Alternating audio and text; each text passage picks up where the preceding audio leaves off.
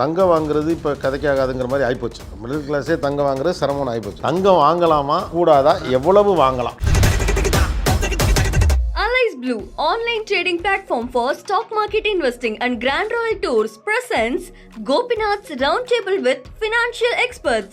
Powered by Howda Pay, powered by Workup, Karthipuram, Coimbator's 200-acre Dream Township premium plots, Arabian Garden Seafood Restaurant, Dr. Srivarma Oil Tarum Ayurveda, Social Eagle AN Digital Marketing Academy, Tamil Nadu's #1 trusted learning platform, Naturals, world's fastest growing saloon chain, Air Fiber Wi-Fi. வாங்கினா விலை ஏறும், இறங்கினாலும் இறங்கும். இறங்கினா எவ்வளோ வரைக்கும் இறங்கலாம்? இது எல்லாம் தெரிஞ்சதுன்னா நம்ம கடவுள்.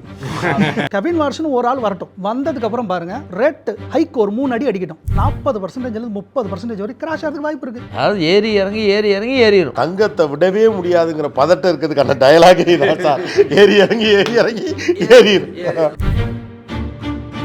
ஃபியூச்சர்ல ஏன் கோல்டு ஏறணும்? ஆபத் பாண்டவனா தங்கம் தான் இருக்கு. அதான் ஏன் இது வரைக்கும் கோல்டு வந்து சும்மா நகையா இருந்தது, வீட்டில் வச்சிருக்கிற பொருளா இருந்தது, பத்திரமா பார்த்துட்டு இருந்தோம். இப்போ சடனா அது வந்து ஒரு கமாடிட்டி ஆயிடுச்சு. ஸ்டாக் மார்க்கெட்டுக்குள்ள வந்துடுச்சு. ஸ்டாக் மார்க்கெட்டுக்குள்ள வந்தாலே வொலடைலிட்டி, மேலே போகும் கீழே வரும். இதை வந்து யாராலையும் ஒன்றும் பண்ண முடியாது. 50 வருஷமா 60 வருஷமா கழிச்சு கோல்டு அப்படிங்கிறது ஒரு சாதாரண மெட்டல் மாதிரி தங்க கீழே கிடக்கூடிய ஒரு மெட்டலாம் கூட போயிடலாம் இல்லையா? இப்போ வந்து புயல் அடிக்குது, அப்போ நம்ம அடக்கி வாசிக்கணும். நம்ம இப்போ புயல் போய் மாட்டிக்க கூடாது. சுனாமி வந்தாலே வேடிக்கை பார்க்க போற குரூப் நம்ம. ஆமா, அப்போ இப்படி ஏறுறப்போ இன்னும் ஏறும்னு தங்கம் வாங்குவது உசிதமா இல்ல நிதானமாக இருப்பது சரியா? கண்ணுக்கு முன்னாடி விலை ஏறிட்டே இருக்கு சார். டெய்லி 10% ஏறுது. யார் விடுவாங்க? அதனால தான் சாதாரண மனுஷன் கடன் வாங்கியாவது வாங்கணும்னு நினைக்கிறான். பெரிய மனுஷன் பெரிய சொத்தை வித்துன்னு நினைக்கிறான். இவ்வளோ பேரும் உள்ள பூந்தா அது தாங்குமா? 2500 ஸ்கீம் இருக்கு மியூச்சுவல் ஃபண்ட்ல, 5000 ஸ்டாக் இருக்கு. என்னால் அத்தனையும் ஸ்டடி பண்ணி வாங்க முடியாது.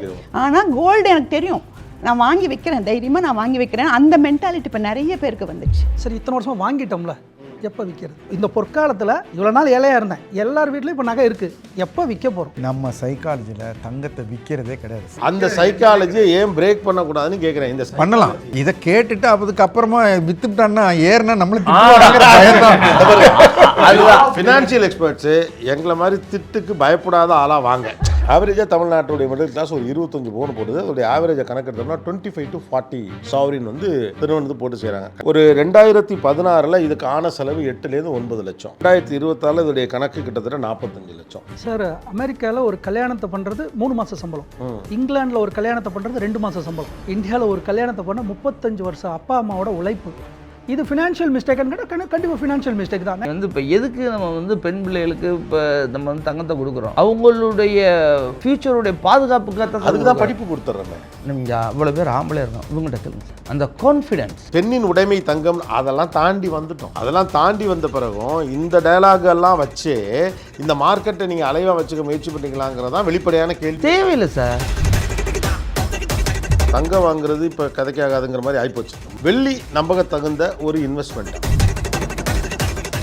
Allies Blue online trading platform and Grand Royal Tours presents Begin Woods Gopinath's Roundtable with financial experts. Powered by Howda Pay, powered by Workup, Karthipuram, Coimbator's 200-acre Dream Township premium plots, Arabian Garden Seafood Restaurant, Dr. Srivarma Oil Tarum Ayurveda, Social Eagle AI and Digital Marketing Academy, Tamil Nadu's #1 trusted learning platform, Naturals, world's fastest growing saloon chain, Air Fiber Wi-Fi. அனைவருக்கும் வணக்கம். Welcome to Behindwoods Gopinath's round table. இன்னைக்கு இந்த round table discuss பண்ண போகிற விஷயம் என்ன அப்படின்னு நான் சொல்கிறதுக்கு முன்னால் இன்னைக்கு ரவுண்ட் டேபிளுடைய பேனலில் இருக்கவங்களாம் யார் யார் அப்படின்னு பார்க்கலாம்.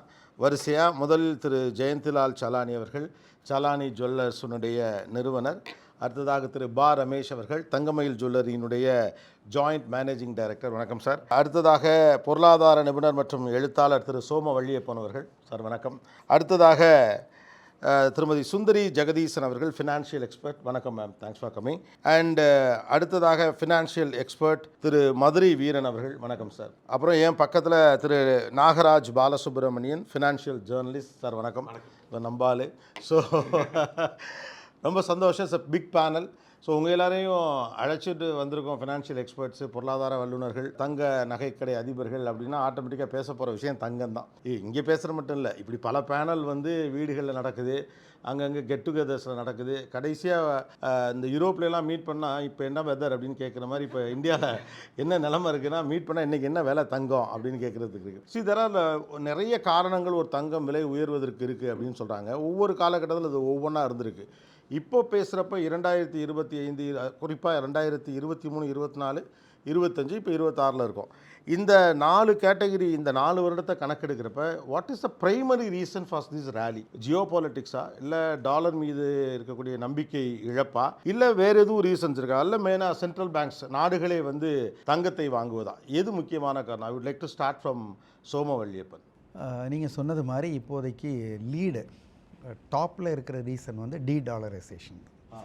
இப்போதைக்கு என்ன மற்றவர்கள் யார் எவ்வளோ வாங்கினாலும் அதனுடைய அளவை விட மிகப்பெரிய அளவில் வாங்கக்கூடியது வந்து சென்ட்ரல் பேங்க்ஸ் தான். இந்த சென்ட்ரல் பேங்க்ஸ் 2025 மட்டும் கிட்டத்தட்ட 253லேருந்து 860 கோடி, இன்னும் சரியாக தெரியல, அவ்வளோ டன்ஸ் வாங்கியிருக்காங்க. அதனால் யார் லீட் பண்ணுறாங்க, யார் ஃபாலோ பண்ணுறாங்கன்னா சென்ட்ரல் பேங்க்ஸ் ஆர் லீடிங். அவங்க க்ரியேட் பண்ணுற அந்த மிகப்பெரிய டிமாண்டை ஃபாலோ பண்ணி இடிஎஃப்ஸ் ஆர் ஃபாலோயிங். இடிஎஃப்ஸ் கடந்த ஒரு ஆண்டில் அவங்களும் கிட்டத்தட்ட 800 டன் தங்கம், உலகம் மொத்தமும் தங்கம் வெள்ளி ரெண்டும் சேர்ந்து 800 டன் வாங்கியிருக்காங்க. ஆக்சுவலாக நமக்கு இந்த கிலோ கணக்கில் பேசியாலே பதட்டமாக இருக்கும். 800 டன்னு கிராமில் தான் வழக்கமாக கிராமில் பேசும்போதே இல்லை, நகைக்கடை அதிபர்கள்லாம் பேசும்போது என்னன்னா நம்ம இவ்வளோ வந்துடும் அப்படிம்பாங்க. என்ன இவ்வளோ சொல்கிறாங்கன்னு பார்த்தா 1 கிலோக்குமாங்க. அவங்க வந்து கிலோவில் பேசுவாங்க, நாங்கள் கிராமில் பேசுவோம். ஆனால் என்னென்னா ஏன் வந்து மத்திய வங்கிகள் இந்த அளவுக்கு கோல்டை வாங்குறாங்க? What is the reason behind this? இப்போது கோல்ட் ஸ்டாண்டர்ட்னு ஒன்று இருந்ததை வச்சு தான் உலகம் சுற்றிக்கிட்டு இருந்தது. கோல்ட் ஸ்டாண்டர்டை 1970 ஹென்ரி கிஸிஞ்சர் காலி பண்ணிட்டார். அப்போவே ஒரு பெரிய ஸ்பைக் ஆச்சு கோல்டு. அவர் 1970 மாற்றின அதான் பிக்கஸ்ட் ரேலி எவர் ஹிஸ்டரியில். ஆமாம், கரெக்ட். அது வந்து 1971 கோல்ட் ஸ்டாண்டர்ட் நிறுத்தின உடனே ஹை இன்ஃப்ளேஷன், ஆயில் கிரைசிஸ்லாம் இருந்தால் கூட $35 $850 போச்சு. 24x in less than 10 years அப்படி ரேலி ஆச்சு. அதாவது அதனுடைய ஃபீச்சர் என்னென்னா அவங்க வாங்குவாங்க, வச்சுருவாங்க, அது வெளியில் வராது. இப்போ உலகத்தில் ஒரு லிமிட்டட் சப்ளை இருக்கிற, இது வரைக்கும் க்ரியேட் பண்ணது பத்திரமா இருக்கிற இடத்துலேருந்து ஒரு பெரும்பகுதி போய் ஒரு இடத்துல அடைஞ்சிருது. அப்போ அது சுழற்சியில் இருக்காது. அப்போது மற்றவங்க சுற்றி வர்ற போது அவங்க கைக்கு வரக்கூடியது கம்மியாக இருக்கிறதுனால விலை இன்னும் ஃபாஸ்ட்டாக ஏறுது. அதை போல் ஈக்குவலாக இருக்கக்கூடியது ETF ஆகிடுச்சு. இப்போ ஸோ இப்போ the first biggest rally is 1970 to 80 அந்த காலகட்டம் இல்லையா? அந்த 2001 2011 வரைக்கும் $250 $1920 சொல்லிட்டு போயிருக்கு. அது ஒரு ஸ்பைக் ஆகிருக்கு. இப்போ இன்னும் ரியல் ஸ்பைக் வரல. ஆமாம், அது எக்ஸ்பெக்டட் ஸ்பைக் வந்து இன்னும் வரல. அதாவது இது வந்து ஒரு பேஸ் தான். அப்போ வந்த மாதிரி ஒரு மேடு ரேலி வந்ததுன்னா இப்போ தாங்காது. சார் வருமா சார்? இன்னொன்று ஸ்பைக் வரலங்கிறாரு. இப்படி நீங்கள் ஓப்பனாக கேட்குறீங்க. நான் எனக்கு ஒரு நண்பர் இருக்கார். அவர் வந்து $24,000 $39,000 இது நிற்கும்னு கணிக்கிறார். $24,000 $39,000 அப்படின்னா நம்ம கணக்கில் எவ்வளோ? இல்லை, இப்போ இருக்கிறதுலேருந்து 5 மடங்கு 8 மடங்கு. இப்போ இருக்கிறது $5,000. நீங்கள் சொல்கிறது என்ன அளவுக்கான கணக்கு? ஒரு அவுன்ஸ் தங்கம். ஸோ ஆக்சுவலாக வந்து அவர் என்ன சொல்கிறாருன்னா, அவர் பெரிய எக்கனாமிஸ்ட்டு, அதுக்கு மேலேயே நோட்டு அடித்து கொடுத்துட்டாங்கங்கிறார். அதுதான் ரொம்ப நாள் அடிக்கிறாங்க. ரமேஷ் சாரோட ஸ்பெஷல் என்னென்னா அவருடைய பாயிண்ட் ஆஃப் வியூ எல்லாமே யாரோ ஒருத்தர் சொன்னதாகவே அவர் சொல்லுவார். அப்படி இல்லைங்க. இது வந்து கணிக்கவே முடியாது. இது வந்து உலக அரசியல், இப்போ பல விஷயங்கள் நடக்குது. நம்மளை எப்படி ப்ரொடெக்ட் பண்ணிக்கணும்? இப்போ வந்து புயல் அடிக்குது, அப்போ நம்ம அடக்கி வாசிக்கணும், அவ்வளோதானே ஒழிய நம்ம இப்போ புயலில் போய் மாட்டிக்கக்கூடாது. இல்லை, இப்போ சுனாமி வந்தாலே வேடிக்கை பார்க்க போகிற குரூப் நம்ம. ஆமாம். அப்போ இப்போ ஏறுறப்போ இன்னும் ஏறும்னு தங்கம் வாங்குவது உசிதமா இல்லை நிதானமாக இருப்பது சரியா? நான் வாடிக்கையாளர்கள் பாயிண்ட் ஆஃப் வியூலேருந்து நான் இதுக்கு ஒன்று ஆட் பண்ணிடுறேன். நீங்கள் ரேலியெல்லாம் கேட்டீங்க. ஒரு ரேலிக்கு அப்புறம் என்ன நடக்குதுன்னு ஒன்று இருக்குல்ல. இப்போ இந்த 1980 கிராஷ் ஆச்சு. அதுக்கப்புறம் 70லேருந்து 80 பூம். $850 போனது. $850 $300 2 ஆண்டுகளில் வந்தது. $550 கம்மி. ஆமாம், 50%. அதாவது எவ்வளோக்கு எவ்வளோ உயரம் போகுதோ அதனுடைய உச்சத்தை தொட்ட பிறகு அது விழற போது மெதுவாக விழாது, தலை குப்புற விழும். அப்படி ஒரு முறையும் விழுந்திருக்கு. இப்போ உயருங்கிற நம்பிக்கை சந்தோஷத்தை பேசிகிட்டு இருக்கோம். ரொம்ப உயர்ந்தால் என்ன நடக்குங்கிறதும் நம்ம கூட கவனத்தில் வச்சுக்கணும். ஆக்சுவலாக சார் எனக்கு இருக்கக்கூடிய கேள்வி என்னென்னா, ஃப்யூச்சரில் ஏன் கோல்டு ஏறணுங்கிறது தான் பெரிய கேள்வியாகவே இருக்குது. உதாரணத்துக்கு நம்ம இன்னத்த தேதியில் கோல்டு வந்து ஒரு ரிசர்வ் அசட்டாக பார்க்குறோம். அதுக்கு எகென்ஸ்டாக பணம் அடிச்சதுலாம் சார் சொன்ன மாதிரி 1970s முடிஞ்சு போச்சு. ஃபியூச்சரில் ஏன் கோல்டு ஏறணும்? உதாரணத்துக்கு அது மனம் மின்னுது அப்படிங்கிறதுனாலயா? அப்படி இல்லை இல்லை இல்லை, என்னோட முழு கேள்வி என்னென்னா, இண்டஸ்ட்ரியல் யூசேஜ் கிடையாது கோல்டுக்கு. இண்டஸ்ட்ரியல் யூசேஜ்னால் அது காப்பர் தான் இண்டஸ்ட்ரியல் யூசேஜ். ஓகே, இண்டஸ்ட்ரியல் யூசேஜும் அது கிடையாது.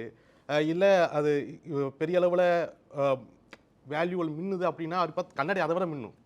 ஓகே, அதுவும் கிடையாது.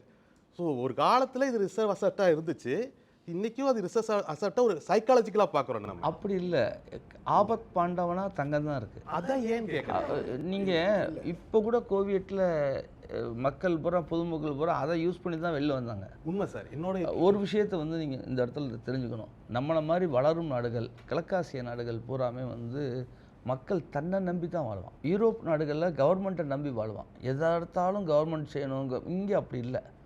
இங்கே வந்து சாதாரண மக்கள்லேருந்து பெரிய மக்கள் வர அந்த ரிசோர்ஸ் சேவிங்ஸ், அதாவது நம்மளுடைய டிஎன்ஏலேயே உள்ள ஒரு விஷயம் வந்து தனக்கும் தன்னை சார்ந்தவர்களுக்காகவும் சேர்த்து வைக்கிறது. அப்போது இது வந்து இத்தனை காலமாக தங்கம் தான் காப்பாற்றியிருக்கு. வேறு எந்த அசட்டும் உடனே லிக்விடிட்டி பண்ண முடியாது. இல்லை, அது கரண்ட் ஸ்டேட்டஸ். அவர் என்ன கேட்குறாருன்னா, ஏன் இதுவே ஒரு யாட்ஸ்டிக்காக எப்போதும் இருக்கணும், தங்கம் ஏன் ஏறணும், அது இன்னொரு மெட்டல் தானே, அவ்வளோதாங்கிற. அது உற்பத்தி அவ்வளோதானே இருக்குது. இல்லை, அதுக்கு மட்டும் இல்லைங்க. இல்லை, அப்போ உற்பத்தி நீங்கள் பார்த்தீங்கன்னா நிறையா பொருள்கள் இன்னும் அதை விட கம்மியான உற்பத்தியில் தான் இருக்குது. ரெண்டாவது, இன்றைக்கி தங்கம் அப்படிங்கிறது மிடில் கிளாஸோட பர்ச்சேசிங் பவரை தாண்டி போயிடுச்சு. அதை ஆல்ரெடி கடந்தாச்சு. நாளைக்கு இந்த ரிசர்வ் அசட்டுங்கிறது ஒரு பிட்காயினாக கூட மாறிடலாம், இல்லை வேற ஒரு பொருளாக மாறலாம். ஆதி காலத்தில் ரோமன் எம்பையரில் கொண்டு வந்தது தான் இந்த தங்கம் அப்படிங்கிறது ஒரு ரிசர்வ் அசட்டாக பார்க்கக்கூடிய காலகட்டம். இன்றைக்கி டாலர் வகையாக ஒரு வீக் ஆகும்பொழுது நம்ம அதை நோக்கி நகர்றோம். ஃப்யூச்சரில் சரி, நகையோட மோகம்னா அது இன்னொரு 4 ஜென்ரேஷன் நகையோட மோகமும் முடிஞ்சு போயிடும். அதுக்கப்புறம் நகை போடுறதுக்கான இதே மோகம் இருக்குமா அப்படிங்கிறதும் தெரியாது. அப்படி இருக்கிற பட்சத்தில் எதிர்காலத்தில் ஒரு 50 வருஷமோ 60 வருஷமோ கழிச்சு கோல்டும் அப்படிங்கிறது ஒரு சாதாரண மெட்டல் மாதிரி கீழே கிடக்கூடிய ஒன் மெட்டலாம் கூட போயிடலாம் இல்லையா? என்ன காரணத்துக்காக நான் எதிர்காலத்தை நோக்கி எனக்கு பதில் இருக்கு, நான் சொல்லலாமா? சொல்லுங்கள். அதாவது தங்கம் வந்து ரேராக இருக்கிறது எல்லாம் கோல்டு ஆகிட முடியாது. ஏன்னா கோல்டுங்கிறது ட்ரெடிஷ்னலாக அக்செப்டட் ஒன்று. அது time tested, for centuries tested. அது லிமிட்டடாக தான் கிடைக்கிது. யாருக்காவது கூட கிடைச்சா கூட கிடைக்கலாம். இப்போ ஒவ்வொரு நாட்டில் ஒவ்வொரு விதமாக நம்ம பணம் வச்சுருக்கோம். இதை இன்னொரு நாட்டோட நம்ம எக்ஸ்சேஞ்ச் பண்ணணும்னா, என் பணம் உன் நாட்டில் செல்லாது, உன் பணம் என் நாட்டில் செல்லாதுன்னா எல்லாருக்கும் பொதுவாக அளவிடுறதுக்கு ஒரு பெஞ்ச் மார்க் வேணும். அந்த பெஞ்ச் மார்க்காக தங்கம் தான் இருக்க முடியும். தங்கத்துக்கு மாற்றாக கிரிப்டோ வந்தால் கூட அதை தொடர்ந்து மைன் பண்ண முடியும். அந்த மைனிங்கில் நிறைய ஆல்டர்னேட்டிவ்ஸ் வந்துட முடியும். அந்த டெக்னாலஜி புரிஞ்சிக்க முடியாது. அதை ordinary people cannot exchange. Gold will always ரிமைன்ங்கிறது தான் நீங்கள் good challenge for debate. But gold will remain. இதில் நான் ஒன்று ஆட் பண்ண விரும்புகிறேன். இது ஏறக்குறைய நம்ம வந்து ஒரு கூட்டு குடும்பம் மாதிரி, உலகமே எல்லாம் நேட்டோ நாடுகள் அது இதுன்னு ரொம்ப ஃப்ரெண்ட்லியாக இருந்தாங்க. திடீர்னு ட்ரம்ப் வந்ததாலையும் வேறு ரீசன்ஸாலையும் அந்த கூட்டு குடும்பம் அது பிரிஞ்ச மாதிரி தான் எனக்கு தோணுது. முந்தி வந்து எல்லாருமே அதை நீ என்னோட கோல்டு உங்ககிட்ட இருக்கட்டும், உன்னோட கோல்டு என்கிட்ட இருக்கட்டும், அப்படியெல்லாம் எல்லா கண்ட்ரீஸ்லையும் வச்சுருந்தாங்க, தைரியமாக இருந்தாங்க. இப்போ எல்லாம் கவலை வந்துடுச்சு. அவர் சார் சொன்ன மாதிரி ஒரு 2 நாடுகளுக்குள்ளே உள்ள கரன்சி அப்படின்னா இப்போ கோல்டுங்கிற மாதிரி ஆன பிறகு, எஸ்பெஷலி சைனா பார்த்தீங்கன்னா ஃபுல் ஃபிசிக்கல் கோல்டு வாங்கி குவிக்கிறாங்க. ETF கூட போகிறது இல்லை அவங்க. ஏன்னா அவங்களுக்கு கண்ட்ரோல் வேணும். என்னோட நாட்டு மணி வேறு யாரும் கண்ட்ரோல் எடுத்துடக்கூடாது அப்படின்னு. இப்போ சைனாவை எல்லாருமே ஃபாலோ பண்ணுவாங்க. சென்ட்ரல் பேங்க்ஸ் எல்லாம் வாங்குறதான காரணமும் அதுதான். எல்லாருக்குமே அந்த கண்ட்ரோல், அவர் சொன்ன மாதிரி அது ஒரு முக்கியமான கரன்சி, ஒரு பொதுவான கரன்சி. அதில் யாருக்கு அதிகமான கண்ட்ரோல் எடுக்கிறது அப்படின்னு அவங்க பார்க்குறாங்க. சார் கிரிப்டோவையும் மென்ஷன் பண்ணார். கிரிப்டோவை பொறுத்தளவில் US தான் டாமினேஷன். அதனால் இப்போ சைனா என்ன பண்ணுது, அவங்க ஓன் கிரிப்டோவும் டெவலப் பண்ணிவிட்டு நான் கிரிப்டோவுக்கு இன்ட்ரெஸ்டே கொடுக்குறேன். ஸோ தட் தன்னோட கிரிப்டோ இன்னும் கொஞ்சம் அட்ராக்டிவாக இருக்கணும், ஏன் பணம் வெளியே போகக்கூடாது. ஆக்சுவலாக மதுரை வீரன் அவர்களுக்கு இப்போது அவங்க சொன்னாங்க, இந்த பிடியை கையில் வைத்துக் கொள்வதற்காக நாடுகளே தங்கத்தை வாங்கி குவிக்கிறதுன்னு. பொதுவாக ஸ்பைக்குக்கான மெயின் ரீசன் வந்து இந்த பிடியை கையில் வைத்துக் கொள்வதா, இல்லை உலகத்தினுடைய ஒரு பொருளாதார மந்தநிலை வருகிற போது ஏற்படுகிற பயமா? இல்லை, இவர் ட்ரம்ப் வர்றதுக்கு முன்னாடியே வந்து ரேட் கட் ஒரு 3 தடவை பண்ணார் பைடன்.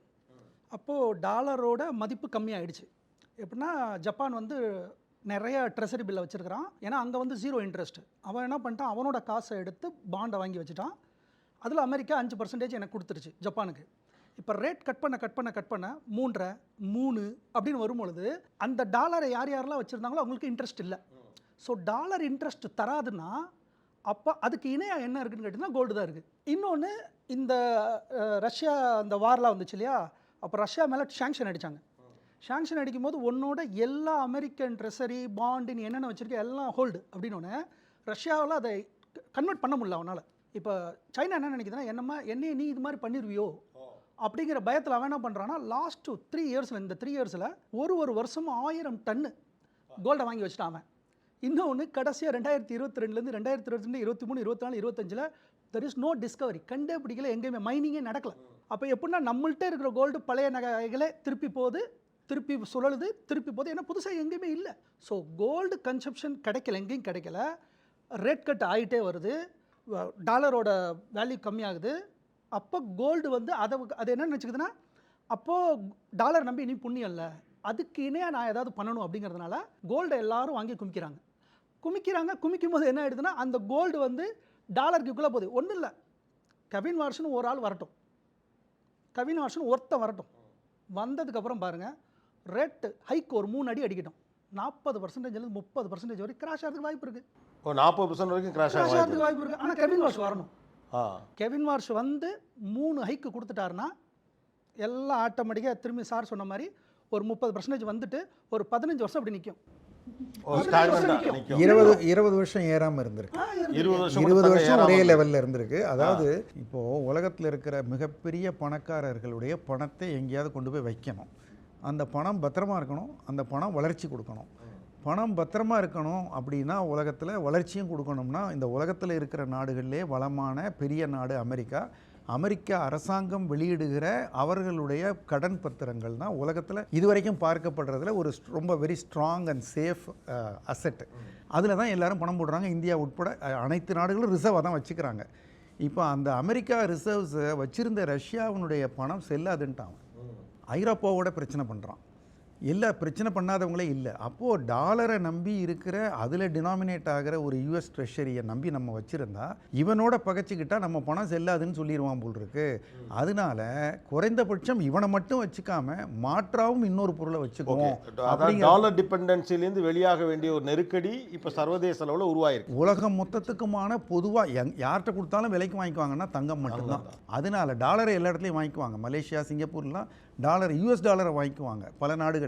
தங்கம் மட்டும்தான் உலகத்தில் எல்லா நாடுலையும் 196 நாடுலையும் செல்லுபடியாகும். அப்போ அதை வச்சுக்கிறது தான் பாதுகாப்புன்னு நினைக்கிறாங்க. ஓகே, இந்த சர்வதேச அளவிலான வர்த்தக போக்கு எல்லாத்தையும் தாண்டி நம்ம உள்ளூருக்கு வருவோம். தங்கம் வாங்கலாமா, இப்போ வாங்க வேண்டாமா? தேவைக்கு வாங்கிக்கோங்க. இதுதான் நான் வந்து சஜஸ்ட் பண்ணுறது.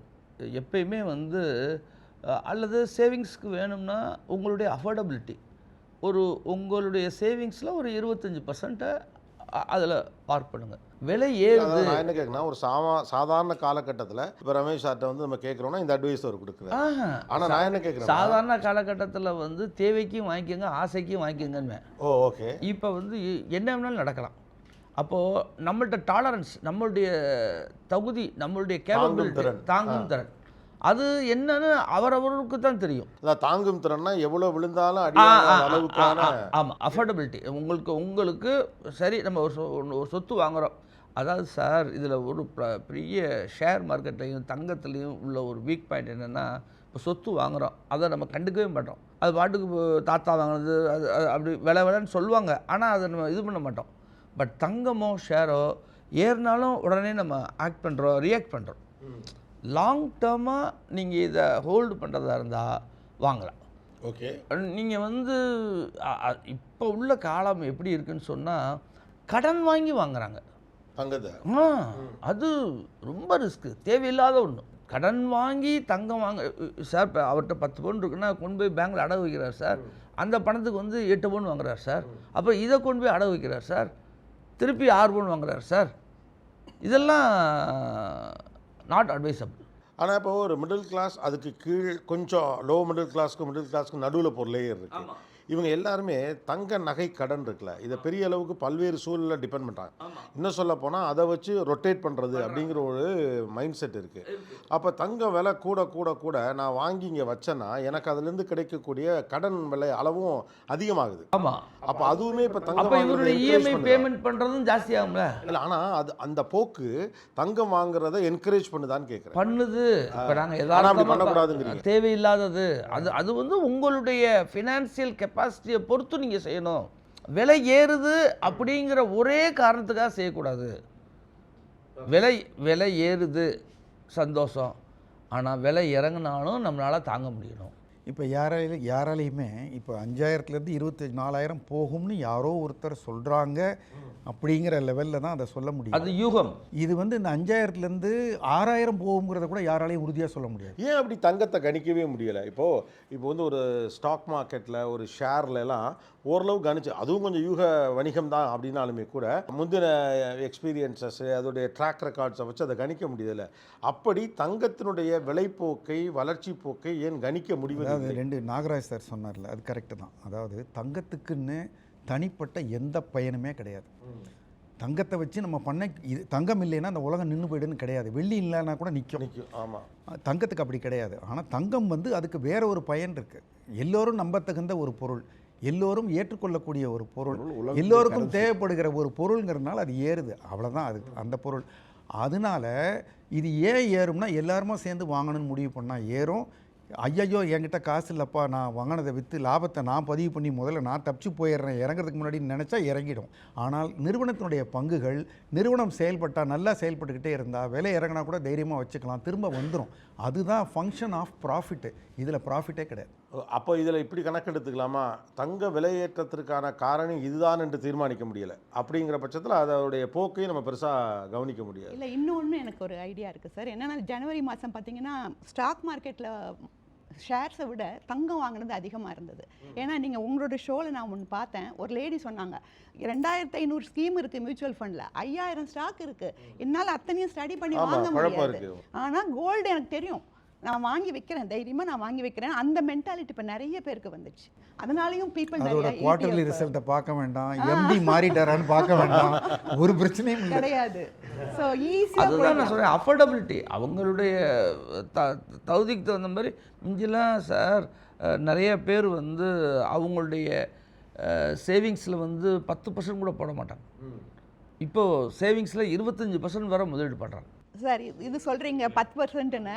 நாங்கள்லாம் மீட்டிங் போனால் 1-2 லேடிஸ் தான் இருப்போம். அப்போல்லாம் ரொம்ப திட்டுவாங்க, எங்களை நிறைய திட்டுவாங்க. அந்த லேடிஸ் எல்லாம் எதுக்கு இப்போ வந்து இந்த மீட்டிங்கில் பார்க்குறதுலாம் ரொம்ப ரேரு, எல்லாம் சும்மா தங்கம்னு தங்கத்தை தான் வாங்குவாங்கன்னு அவ்வளோ கேவலப்படுத்தி பேசிடுவாங்க. அடடா என்னடா இங்கே இப்படி உட்காந்துருக்கிறதுன்ற மாதிரி இருக்கும். இப்போ அவங்களே வந்து சொல்கிறாங்க 15% பண்ணுங்க, 20% பண்ணுங்க அப்படின்னு அவங்களே ஐடியா கொடுக்குறாங்க. சார் மோஸ்ட் பவர்ஃபுல் இந்த எர்த் இந்தியன் உமன்ஸ் 34,000 டன்னு. ஆமாம், அதுவும் அன்அஃபிஷியலா 34,000 டன்னு. ட்ரம்ப் நினைச்சாலும் புதின் நினைச்சாலும் 3 பேர் சேர்ந்து நின்னாலும் தமிழக பெண்களை அடிச்சுக்க முடியாது. Very powerful. இது நமக்கு தெரிஞ்ச கணக்கு. தெரியாது, இதெல்லாம் நமக்கு தெரிஞ்ச கணக்கு. ஒளிச்சு வச்ச தங்கம் எவ்வளோங்கிறதுக்கான கணக்கு இன்னும் யாருக்கிட்டே இல்லை. செல்வாட்டு தங்கம்லாம் தெரியாது.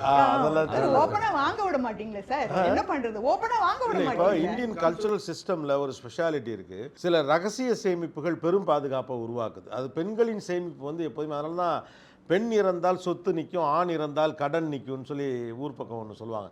ஏன்னா இப்போ பெரிய ஒரு வீட்டில் இறந்து போனார்னா சிட்டையாக எடுப்பாங்க, யார் யாருக்கு எவ்வளோ கொடுக்கணும் அப்படின்னு ஒரு கணக்கு வந்து நிற்பாங்க. பாட்டி செத்துச்சுன்னா தான் தெரியும் எங்கெங்கெல்லாம் காசு வச்சுருக்கு, எங்கெங்கெல்லாம் தங்க வச்சுருக்காங்க அப்படின்னு சொல்லிட்டு. அந்த வகையில் இந்த கல்ச்சுரல் சிஸ்டமே ஒரு விமனுடைய சேஃப்டி மெக்கானிசம் இருக்குல்ல, அது ஒரு பெரிய அசட்டை இங்கே பில்ட் பண்ணியிருக்கு. இப்போ ஒரு மதுரை வீரன் சொன்னது மாதிரி உலக நாடுகளே சேர்ந்தாலும் இங்கே வீட்டில் இருக்கலாம் கூட்டி அள்ளனோம்னா இது பண்ணாது. ஆக்சுவலாக இப்போ தங்க விலை ஏறுறப்ப ஒரு மிடில் கிளாஸுக்கு இல்லை யாருக்குமே ரொம்ப டஃப்பாக தான் இருக்குது. நகைக்கடைக்காரர்களுக்கு அது லாபமா இல்லை நட்டமா? நஷ்டமா? என்ன சார், நகை விலை ஏறினா உங்களுக்கு லாபம் தானே? அதாவது நாங்கள் வந்து எங்களுக்கு என்றைக்கு வரல தான் லாப நஷ்டங்கிறது முதல்ல சொல்லிடுறேன். எங்ககிட்ட ரூபாவாக இருக்கிறதுல தான் ரூபா. ஒன்ஸ் அது கோல்டாக மாறி என் கடை ஸ்டாக் ஒரு 10 கிலோ ஆகிடுச்சின்னு வைங்களேன், அதுக்கப்புறம் என்னுடைய மெஷர்மெண்ட் எல்லாமே கோல்டில் தான் இருக்கும், ரூபாவில் கிடையாது. ஸோ இனி நான் 100 கிராம் விற்கிறேன், மறுபடியும் 100 கிராம் இன்றைக்கி விலை தான் நான் வாங்கி மறுபடியும் ஸ்டாக் வந்து ரீஃபில் பண்ண வேண்டியது இருக்கும். ஸோ அதில் லாப நஷ்டமே கணக்கே கிடையாது. ஏன்னா நான் என்ன விலைக்கு விற்கிறேனோ அந்த விலைக்கு தான் நான் மறுபடியும் வாங்கி உள்ளே வைக்கிறேன். அதில் எங்கே இருக்க லாபமே கிடையாது. ஸ்டாக்குடைய வேல்யூ ஏறிடுச்சு, அது ஒரு பக்கம் தனியாக இருக்கும். ஆனால் அதுவும் நான் அடுத்தது சொல்கிறேன். இதில் லாப நஷ்டமே கிடையாது. விற்கிற விலைக்கு மறுபடியும் பொருளை வாங்கி நாங்கள் பொருளை செய்து மறுபடியும் ஒரு 24 கிராம் செயின் விற்கிதுன்னா மறுபடியும் 24 கிராம் செயின் நான் புதுசாக செய்து ஸ்டாக்கில் வச்சாகணும். ஸோ அதில் எங்கே இருக்குது லாபம்? அதில் எந்த லாபமும் கிடையாது. ஆனால் நீங்கள் வந்து இப்போ நீங்கள் கணக்கில் நம்ம வந்து இல்லை நான் முடிச்சிடறேன். இது வந்து ஷேர் கிடையாது, உடனே நல்ல விலை வந்துடுச்சு விற்றுருவோம் அப்படின்னு சொல்லிட்டு எல்லாத்தையும் விற்றுட்டு மறுபடியும் குறையும் போது மறுபடியும் வாங்குறதுக்கு. இது வந்து அதனுடைய அது ஒரு நிறுவனம், அந்த நிறுவனம் அந்த ஸ்டாக்கை மெயின்டைன் பண்ணி தான் தீரணும். அதனால் இதில் லாப நஷ்டமே கிடையாது. இன்னும் சொல்லப்போனால் நஷ்டம்னு சொல்லுவேன். ஏன்னா எந்த தொழிலும் இல்லாத ஒரு விஷயம் இந்த தங்கத்துடைய தொழிலில் இருக்குது. என்னென்னா எவ்ரி இயர் சோமவெளி சார் தெரியும், அது மார்ச் 31 வேல்யூவேஷன் இருக்கும். அதுக்கு நாங்கள் வந்துட்டு கேபிட்டல் கெயின் டேக்ஸ் கட்டியாகும். அதாவது நான் இந்த ஏப்ரல் 1ஆம் தேதி நான் வந்துட்டு 10,000 ரூபாய் கிராமுக்கு வாங்கினேன். இப்போ 14,000 ரூபா ஆயிடுச்சு என்னுடைய கோல்டு. அந்த 10,000 ரூபாய் கோல்டு எவ்வளோ இருக்கும்? 14,000 ரூபாய் ஆச்சுன்னா அந்த 4,000 ரூபாய்க்கு உண்டான டிஃப்ரென்ஸுக்கு நான் டேக்ஸ் கட்டணும். அதாவது வித்தால் விற்காட்டி வித்தால விற்கலனால வித்தா கட்டணும், சேர்த்து கட்டணும். ஆமாம், அது ரோல் ஓவர் ஆயிடும். ஸோ இது வந்து எங்களுக்கு நஷ்டம்தான். உண்மையாக சொல்லப்போனால் இந்த வருஷம் நிறைய நிறுவனங்கள் வந்து பெரிய பாதிப்புக்கு உள்ளாகும் மார்ச் 31. ஏன்னா அவங்கக்கிட்ட இருக்க ஒரு கடையில் ஒரு 100 கிலோ ஸ்டாக் இருக்குன்னு வைங்க, அவங்க அந்த டேக்ஸ் கட்டுறதுக்கு ஏறக்குறைய 15 20 கிலோ விற்றுட்டு தான் அவங்க டேக்ஸ் கட்டியே தீரணும், வேறு வழியே கிடையாது. ஸோ அவங்களுடைய ஸ்டாக்குடைய வேல்யூ, அசட்டுடைய வேல்யூ குறைஞ்சிரும், ஸ்டாக்குடைய வேல்யூ குறையும். இப்போ இந்த ஸ்டாக் இருக்க இதோட விலை ஏற அதுக்கான இன்சூரன்ஸ் அளவும் அதிகரிச்சுட்டே இருக்கும். அந்த தொகையை நீங்கள் கூடுதலாக கட்டலாம். ஆமாம், அதுவும் ஒரு பக்கம் இருக்குது, எல்லாமே இருக்குங்க. அதாவது நாங்கள் வந்து பார்சல் வருது, பார்சல் போகுது, அந்த பார்சலுக்கு வந்து வேல்யூவில் தான் அவங்க வந்துட்டு எங்கிட்ட சார்ஜஸ் பண்ணாங்க, இடையில சார்ஜஸ் பண்ணலை. சப்போஸ் நான் ஒரு கோடி ரூபாய்க்கு ஒரு பொருள் அனுப்புறேன்னா அதுக்கு ஒரு அமௌண்ட் இருக்குது. இப்போது சின்ன அமௌண்ட்டுக்கு அந்த அமௌண்ட் ரீச் ஆகிடும். 1 கோடி முன்னெல்லாம் ஒரு 1.25 கிலோ அமிச்சா தான் எனக்கு 1 கோடி வரும். இப்போ வந்துட்டு 3/4 கிலோ வந்து ட்ராவல் பண்ணும்போது ஒரு 600 கிராம் ட்ராவல் பண்ணும்போது எனக்கு 1 கோடி ரூபா வேல்யூ வந்தது. ஸோ அதிகமாக நான் ஆகுது. அதே மாதிரி இன்சூரன்ஸ் டபுள் சைஸ் ஆகிடுச்சு. இன்சூரனுடைய ப்ரீமியம் காஸ்ட் வந்து டபுள் ஆகிடுச்சு. எல்லா நிறுவனங்களும் பெரிய சிரமத்தில் தான் இருக்குது. வெளியே பார்க்குறதுக்கு வேறு வழி இல்லை, வேறு தொழில் தெரியாது, இந்த தொழில் பண்ணி ஆகணும். ஆனால் உண்மையை சொல்ல போனால் இது ரொம்ப டஃப்பான தொழில் இன்னி தேதியில். அவருக்கு என்னப்பா நகைக்கடை முதலாளின்னு சொல்லுவாங்களே, அதெல்லாம் பொய்யா? இல்லை இந்த அதெல்லாம் பொய்யா கோபால். இந்த இடத்துல ஒரு விஷயத்தை நான் சொல்ல வரேன். நீங்கள் பார்க்குறதெல்லாம் புக்கு ப்ராஃபிட், நாங்கள் பார்க்குறது புக்குடு ப்ராஃபிட். அப்படின்னா என்ன? இப்போ ப்ராஃபிட் அப்படின்னு சொன்னால் கையில் எடுக்கணும்ல.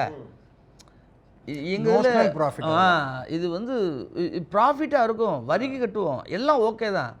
ஆனால் சரி இந்த வருஷம் ரொம்ப ஆடிட்டர்லாம் சொல்லுவார், சார் 50 கோடி லாபம், 100 கோடி லாபம், நீங்கள் இன்னமும் டாக்ஸ் பிளானிங் பண்ணுங்க எல்லாம் சொல்லுவார். ஆனால் கையில் எடுக்க முடியாது. கையில் இருக்காது. அதான் புக்குடு ப்ராஃபிட். புக்குடு ப்ராஃபிட்டாக இருந்தால் தான் கையில் எடுக்க முடியும்.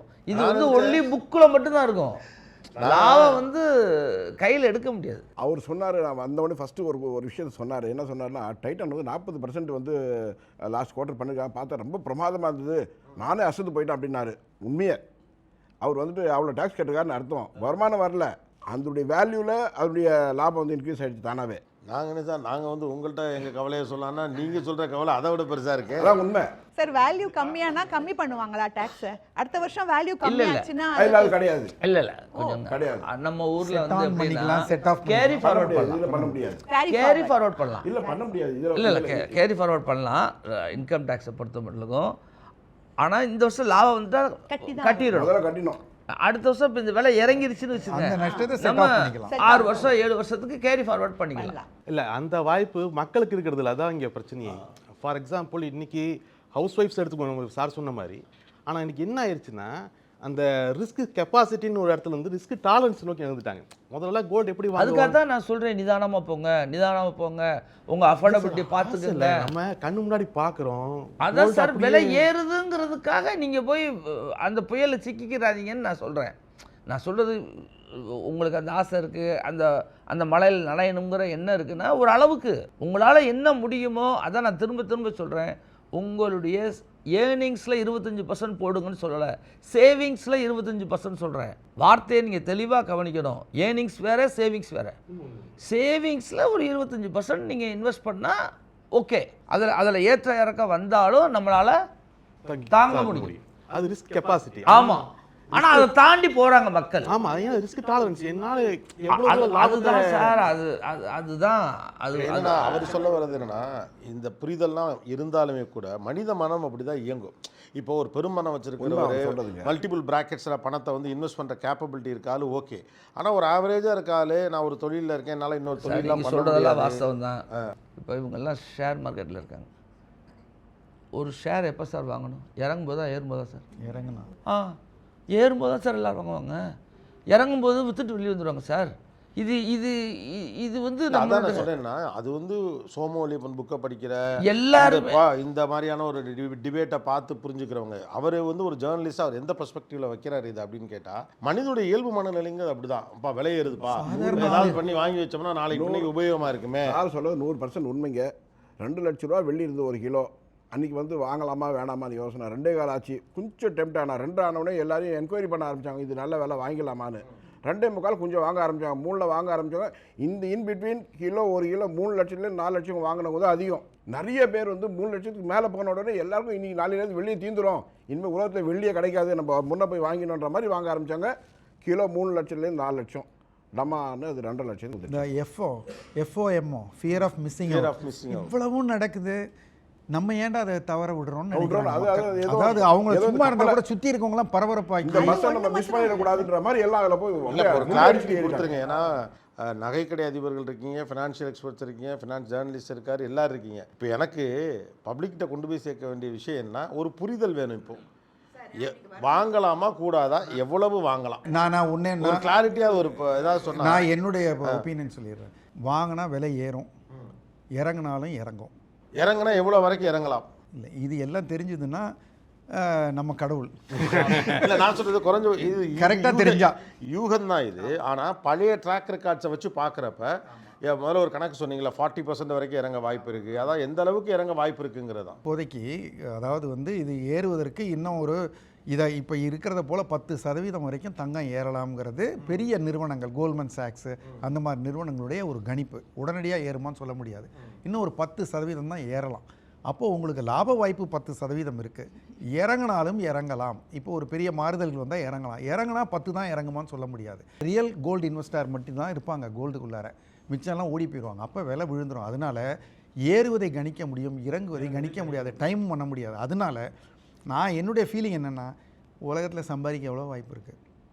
ஒழுங்காக வேலைக்கு போகிறீங்க, சம்பாதிக்கிறீங்க, பேங்க்கில் இன்ட்ரெஸ்ட் கிடைக்குது, ஸ்டாக் மார்க்கெட்டில் எங்கே சார் இன்ட்ரெஸ்ட் கிடைக்குது? ஓரளவு கிடைக்குது சார், ஒன்றுமே இல்லைங்க முடியாது.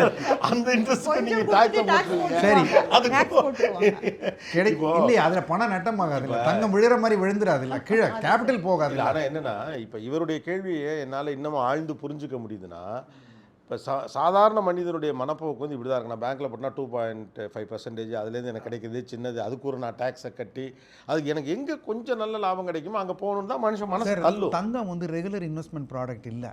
தங்கம் வந்து ஒரு வாய்ப்பு அப்பப்போ கொடுக்கும். இப்போ ஒரு வாய்ப்பு கிடச்சிருக்கு. இந்த வாய்ப்பு நிரந்தரமானது கிடையாது. ரெகுலராக வந்து 8% எஃப்டிக்கு வட்டி கிடச்சிக்கிட்டே இருக்கும். எத்தனை வருஷம் ஆனாலும் கிடைக்கும். 7 ஆகும், 9 ஆகும், 6 ஆகும். ஆனால் வட்டிங்கிறது ஒன்று கிடைக்கும். ஆனால் இன்ஃப்ளேஷனில் வேல்யூ, ருப்பினுடைய வேல்யூ டிவேல்யூ, அது டிவேல்யூ ஆகிடும். அதே மாதிரி நீங்கள் வந்து ஸ்டாக்ஸும் வந்து நல்லா வரும் கம்பெனி. கோல்டுங்கிறது என்னென்னா, அது ஒரு ஸ்பைக்கும் போது ரொம்ப ஏறும். மற்றபடி கிராஜுவலாக வருஷம் ஏறிக்கிட்டே போகுமாங்கிறது கிடையாது. அதனால ஒரு அளவுக்கு ஒரு மல்டி அசெட் வந்து தான் பெட்டர். நீங்கள் தங்கத்துலேயும் கொஞ்சம் கடன் வாங்கி வேண்டாம். அதான் என்னுடைய கேட்டிங்களா, வாங்கணுமான்னு கேட்டிங்களா. சரி, இத்தனை வருஷமாக வாங்கிட்டோம்ல, எப்போ விற்கிறது, எப்போ தான் விற்கிறது? இல்லை சார், இது ஒரு பொற்காலம். இது ஒரு பொற்காலம். இது விற்பதற்கான நேரமாங்கிறதா என்னுடைய அடுத்த கேள்வி. ஒரு பொற்காலம் சார். வாங்கணுமானா இப்போ அவர் சொன்னார்ல, இப்போ நம்ம வந்து பஸ்ஸில் என்னால் போக முடியல சார் சொன்ன மாதிரி, என்னால் ஆட்டோவில் போக முடியல, அதனால தான் நான் ஷேரில் போகிறேன், ஷேர் ஆட்டோவில் போகிறேன். அதே மாதிரி ஷேராகவே கோல்டை ETF-ஆக வாங்குறவங்க இருக்கிறாங்க.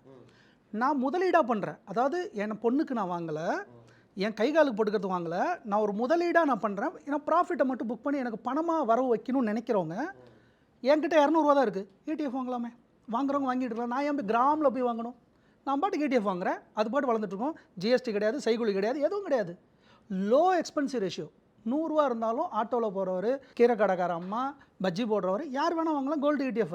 அதோட வளர்ச்சி அப்படியே போயிட்டே இருக்கும். எப்போ விற்க போகிறோம்? இவ்வளோ இந்த பொற்காலத்தில் இவ்வளோ நாள் ஏழையாக இருந்தேன், எல்லார் வீட்லேயும் இப்போ நகை இருக்குது. இந்த ஆல் டைம் ஹையில் விற்றுட்டு புத்திசாலித்தனமாக அதை எடுத்து என் ஓய்வூதியத்துக்கு வச்சுக்கிற அந்த அப்பா அம்மா இருக்காங்கல்ல, அப்பா அம்மா என்ன பண்ணுவாங்கன்னா எல்லாத்தையும் கொடுத்துருவாங்க, பிள்ளைங்களுக்கு எல்லாத்தையும் கொடுத்துட்டு கடைசியில் பிள்ளைங்கள்ட்ட கேட்பாங்க, அப்பா ஒரு 10,000 எனக்கு அனுப்புப்பா, 15,000 அனுப்புமா. நான் ஏன் கேட்கணும்? ஒரு பேரண்ட்ஸாக இருக்கேன்னா என் பிள்ளைங்களுக்கு கொடுத்தது போக மித்தது இருக்கிறத இந்த ஆல் டைம் ஹையில் செல் அவுட் பண்ணிட்டு கோ வித் சம்மேர் பர்மனெண்ட்டாக ஒரு இன்ட்ரெஸ்ட் வர இடத்துல ஃபிக்ஸ் பண்ணிட்டீங்கன்னா ஓய்வூதியத்தை உறுதி பண்ணலாம். ஏன்னா இந்த சான்ஸை விட்டோம்னா திருப்பி வருமானு தெரியும். எனக்கு என்னுடைய இந்த கேள்வி இது வந்து என்ன தொடர்ச்சியாக பேசப்பட்டு கொண்டே இருப்பது என்னென்னா வாங்குவதை பற்றி தான். நான் அடுத்து வரப்போனேன், அதுதான் கரெக்டாக மதுரை வீரன்னு வந்தார். இது வாங்குவதற்கான நேரமா விற்பதற்கான நேரமா? ஏன்னா இப்போ நான் ஒரு சின்ன கணக்கு நம்ம எடுத்துக்கிட்டோம் அப்படின்னா 2023 2026 74% உயர்ந்திருக்கு. அப்போ குறைஞ்சபட்சம் ஒரு 2000 அந்த கோவிடுக்கு முன்னால் தங்கம் வாங்கியிருந்தாங்கன்னு வச்சுக்கோங்களேன், ஒரு 2019 வாங்கியிருந்தா கூட இன்றைக்கி அது எத்தனை மடங்குன்னு கணக்கே போட முடியாது. இவ்வளவு மடங்கு லாபத்தை 5 வருஷத்தில் 4 வருஷத்தில் எதுவுமே கொடுக்க போகிறதில்ல. அப்போ நான் அதை விற்கிறது லாபமா இல்லை இப்போ வாங்குறது லாபமா? சார், நான் இதில் ஒரு விஷயம் சொல்ல விரும்புகிறேன். நம்ம வந்து 34,000 டன் இருக்குன்னு சொன்னாங்க. எப்படி நம்மக்கிட்ட இருக்குது? விற்கவே இல்லை, நம்ம வாங்கணும். அது ஒரு பக்கம் வச்சிட்டு பணமா எனக்கு வேலை செய்யல, அதனால பணமா என் அக்கவுண்ட் வரலையே. இப்போ வந்து நம்ம இன்வெஸ்டரா பார்க்க போறோமா இல்ல ட்ரேடரா பார்க்க போறோமா? எனக்கு பணம் வேணுமே. அதான் அது வந்து நம்ம ட்ரேட்ல தான் இப்போ எடுக்கணும்னு நான் கோல்டு நினைக்கிறேன். வாங்கிட்டேன், என்னைக்காவது ஒரு நாள் அடமானம் வைக்கிறேங்கிற ஏன் அந்த புவர் மென்டாலிட்டிக்கு போகணும்? நான் அடமானம் வைக்கிறதுக்குலாம் வரல, நான் வாங்கிட்டேன், அதை புக் பண்ணுறேன், என் அக்கௌண்ட்டுக்கு பணமாக வர வைக்கிறேன், வேறு இடத்துல ஃபிக்ஸ் பண்ணுறேன், என் வாழ்வாரத்தை பார்க்கணுமே. எப்படியே லாக்கர்லேயே இருந்தால் அப்போ எப்போ தான் அது வேலை செய்யும்? எனக்காக எப்போ வேலை செய்யும்? பொறுமை தான் சார், இது எல்லாமே காம்பவுண்ட் ஆகணும்னா பொறுமையாக தான் நீங்க இருக்கணும். கேட்குற இல்லை காம்பவுண்ட் ஆகுன்னா பொறுமையாக இருக்கும், தான் காம்பவுண்ட் ஆகிடுச்சு. அந்த நபருடைய மன வலிமையை பொறுத்தது சார். இப்போ ஷேர் ப்ரைஸில் நம்ம ஒரு ப்ரைஸ் பார்த்தோம், பெட்டர் ப்ரைஸில் வெளியேறணும் வந்துட்டோம்னா அதோட நிம்மதியாயிடணும். நம்ம அப்படி ஆக மாட்டோம். அதுக்கப்புறம் ஏன்னா போச்சே இல்லை, நான் மதுரை வீரனுடைய பெர்ஸ்பெக்டிவை நான் எப்படி பார்க்குறேன் அப்படின்னா, ஒரு மிடில் கிளாஸ் இருக்குது சரியா, அது தன்னுடைய வளர்ச்சிக்கே தங்கத்தை வாங்கியிருக்குன்னு வச்சுக்கோங்களேன். அது நல்ல விலைக்கு வரல விற்கிறதானே. இப்போ நிலம் வாங்குகிறோம், நான் வாங்குறேன், பீக்கில் இருக்க ரியல் எஸ்டேட் மார்க்கெட்னா அதை விற்க தானே நான் பார்ப்பேன். சரி, இப்போ பீக்குன்னு தெரியுமா? இல்லை, இதை விட மேலே போனால் விழுகுன்னு வேற தானே இருக்கு. ஆனால் அதை மனசு அதை நம்பாது. மனசு வந்து ஆசை தான். சார் தங்கத்தில் என்ன ப்ளஸ் பாயிண்ட்னா, உங்களுக்கு இன்னைக்கு எவ்வளோ வேணுமோ அதை விற்று பணமாக்கி சாப்பிட்டுக்கலாம் சார். இல்லை, அதுதான் கேட்குறேன். இப்போ இவ்வளவு காலமாக ஒரு பொருளாதார தத்துவமாக இப்படி வச்சுருக்கு. ஏன்னா கோவிடா, வீட்டில் கஷ்டமா, விற்று செலவை பார்க்குறது. இப்போ தங்கத்தின் வழியாக எனக்கு கிடைக்கக்கூடிய பண வரவை வைத்து என் வாழ்வாதாரத்தை உயர்த்திக்கொள்ள. நீங்களே சொல்கிறீங்க 8% எஃப்டியில் இருக்குதுங்கிறீங்க, 12% வரைக்கும் லாபம் தரக்கூடிய சேஃபான இது இருக்குதுன்னு நீங்கள் ஃபினான்ஷியல் எக்ஸ்பர்ட்ஸ் சஜஸ்ட் பண்ணுறீங்க. இப்போ அவர் சொல்கிற மாதிரி ஒரு 20 பவுன் நகை என்கிட்ட இருக்குதுன்னு வச்சுக்கோங்களேன், நான் அதை வாங்கின விலையிலேருந்து இன்றைக்கி கிட்டத்தட்ட 1 லட்ச ரூபா, அது கூட அப்படி மினிமம் 1 லட்ச ரூபா கூட, 20 பவுனில் எனக்கு 20 லட்ச ரூபா லாபம். இப்போ 20 லட்சத்தை நான் தூக்கி ஒரு 12% லாபம் தரக்கூடிய ஒரு முதலீட்டில் போட்டேன்னா எனக்கு 12% வந்துக்கிட்டு இருக்கும்ல. நான் எதுக்கு மறுபடியும் இதை வச்சுருக்கணும்? ஏன்னா இது குறைய வேறு வாய்ப்பு இருக்குங்கிறீங்க. வித்தா கேபிட்டல் கெயின்ஸ் டேக்ஸ் கட்டணும். இல்லை, எல்லா கணக்கும் போக தான் சொல்கிறேன். டேக்ஸ்லாம் விடுங்க சார், அதுக்கு மேலே இது எங்கேயாவது போனால் இந்த நபரால் டாலரன்ஸ் பண்ண முடியாது. இல்லை, எனக்கு என்னென்னா இது கிட்டத்தட்ட ஒரு சின்னதாக போட்டு பிடிக்கிற மாதிரியே இருக்குது. ஏன்னா பத்திரமா இருங்கன்னு வேற சொல்கிறீங்க. இப்போ அவருடைய பெர்ஸ்பெக்டிவ்ல அவர் என்ன சொல்கிறாருன்னா குரோத்தை நோக்கி நகர சொல்கிறாரு. அப்போ நீங்கள் என்ன சொல்கிறீங்க? விட்டுறாத. இல்லை அதாவது தங்கத்தை பொறுத்த மட்டும் நீங்கள் வெயிட்டாக கையில் வச்சுக்கோங்க.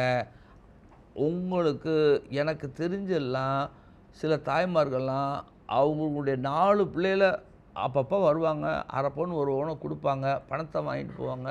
அதாவது அன்றாட தேவைக்கு பணமாக வச்சுக்கோங்க, தங்கமாக வச்சுக்கிட்டு அன்னன்ன விலைக்கு விற்றுக்கிட்டு வாங்கிக்கிறேன். நான் என்ன சொன்னேன்னா, இப்போ பொருளாதாரம் சார்ந்த நம்முடைய புரிதல்கள் ஒவ்வொரு காலகட்டத்திலையும் மாறிக்கிட்டே வருது இல்லையா?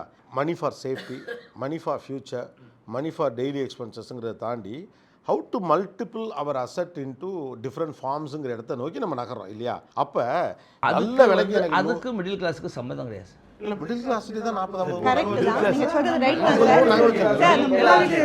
மிடில் கிளாஸ்ல 50 பவுன் வச்சுக்கவே இல்லை. சார், தமிழ்நாட்டுடைய ஆவரேஜ் 25 பவுன் போட்டு கல்யாணம் பண்ணாங்க. முதல்ல வந்து 25 பவுன் ஆவரேஜ் சார். 25 பவுன் ஆவரேஜில் கல்யாணம் பண்ணி கொடுக்குறாங்க இல்லையா? அந்த 25 பவுன் வாங்கி போனவர் அவர் கல்யாண செலவுலேருந்து மறுபடியும் அதுலேருந்து ஒரு 5 சவரம் 10 சவரம் விற்று தான் அந்த கடனை அடைப்பார். ஏன்னா எல்லா கல்யாணத்துலையும் கடன் வாங்கி தான் பண்ணுறாங்க, யாருமே சொந்த காசு வச்சு பண்ணவே இல்லை.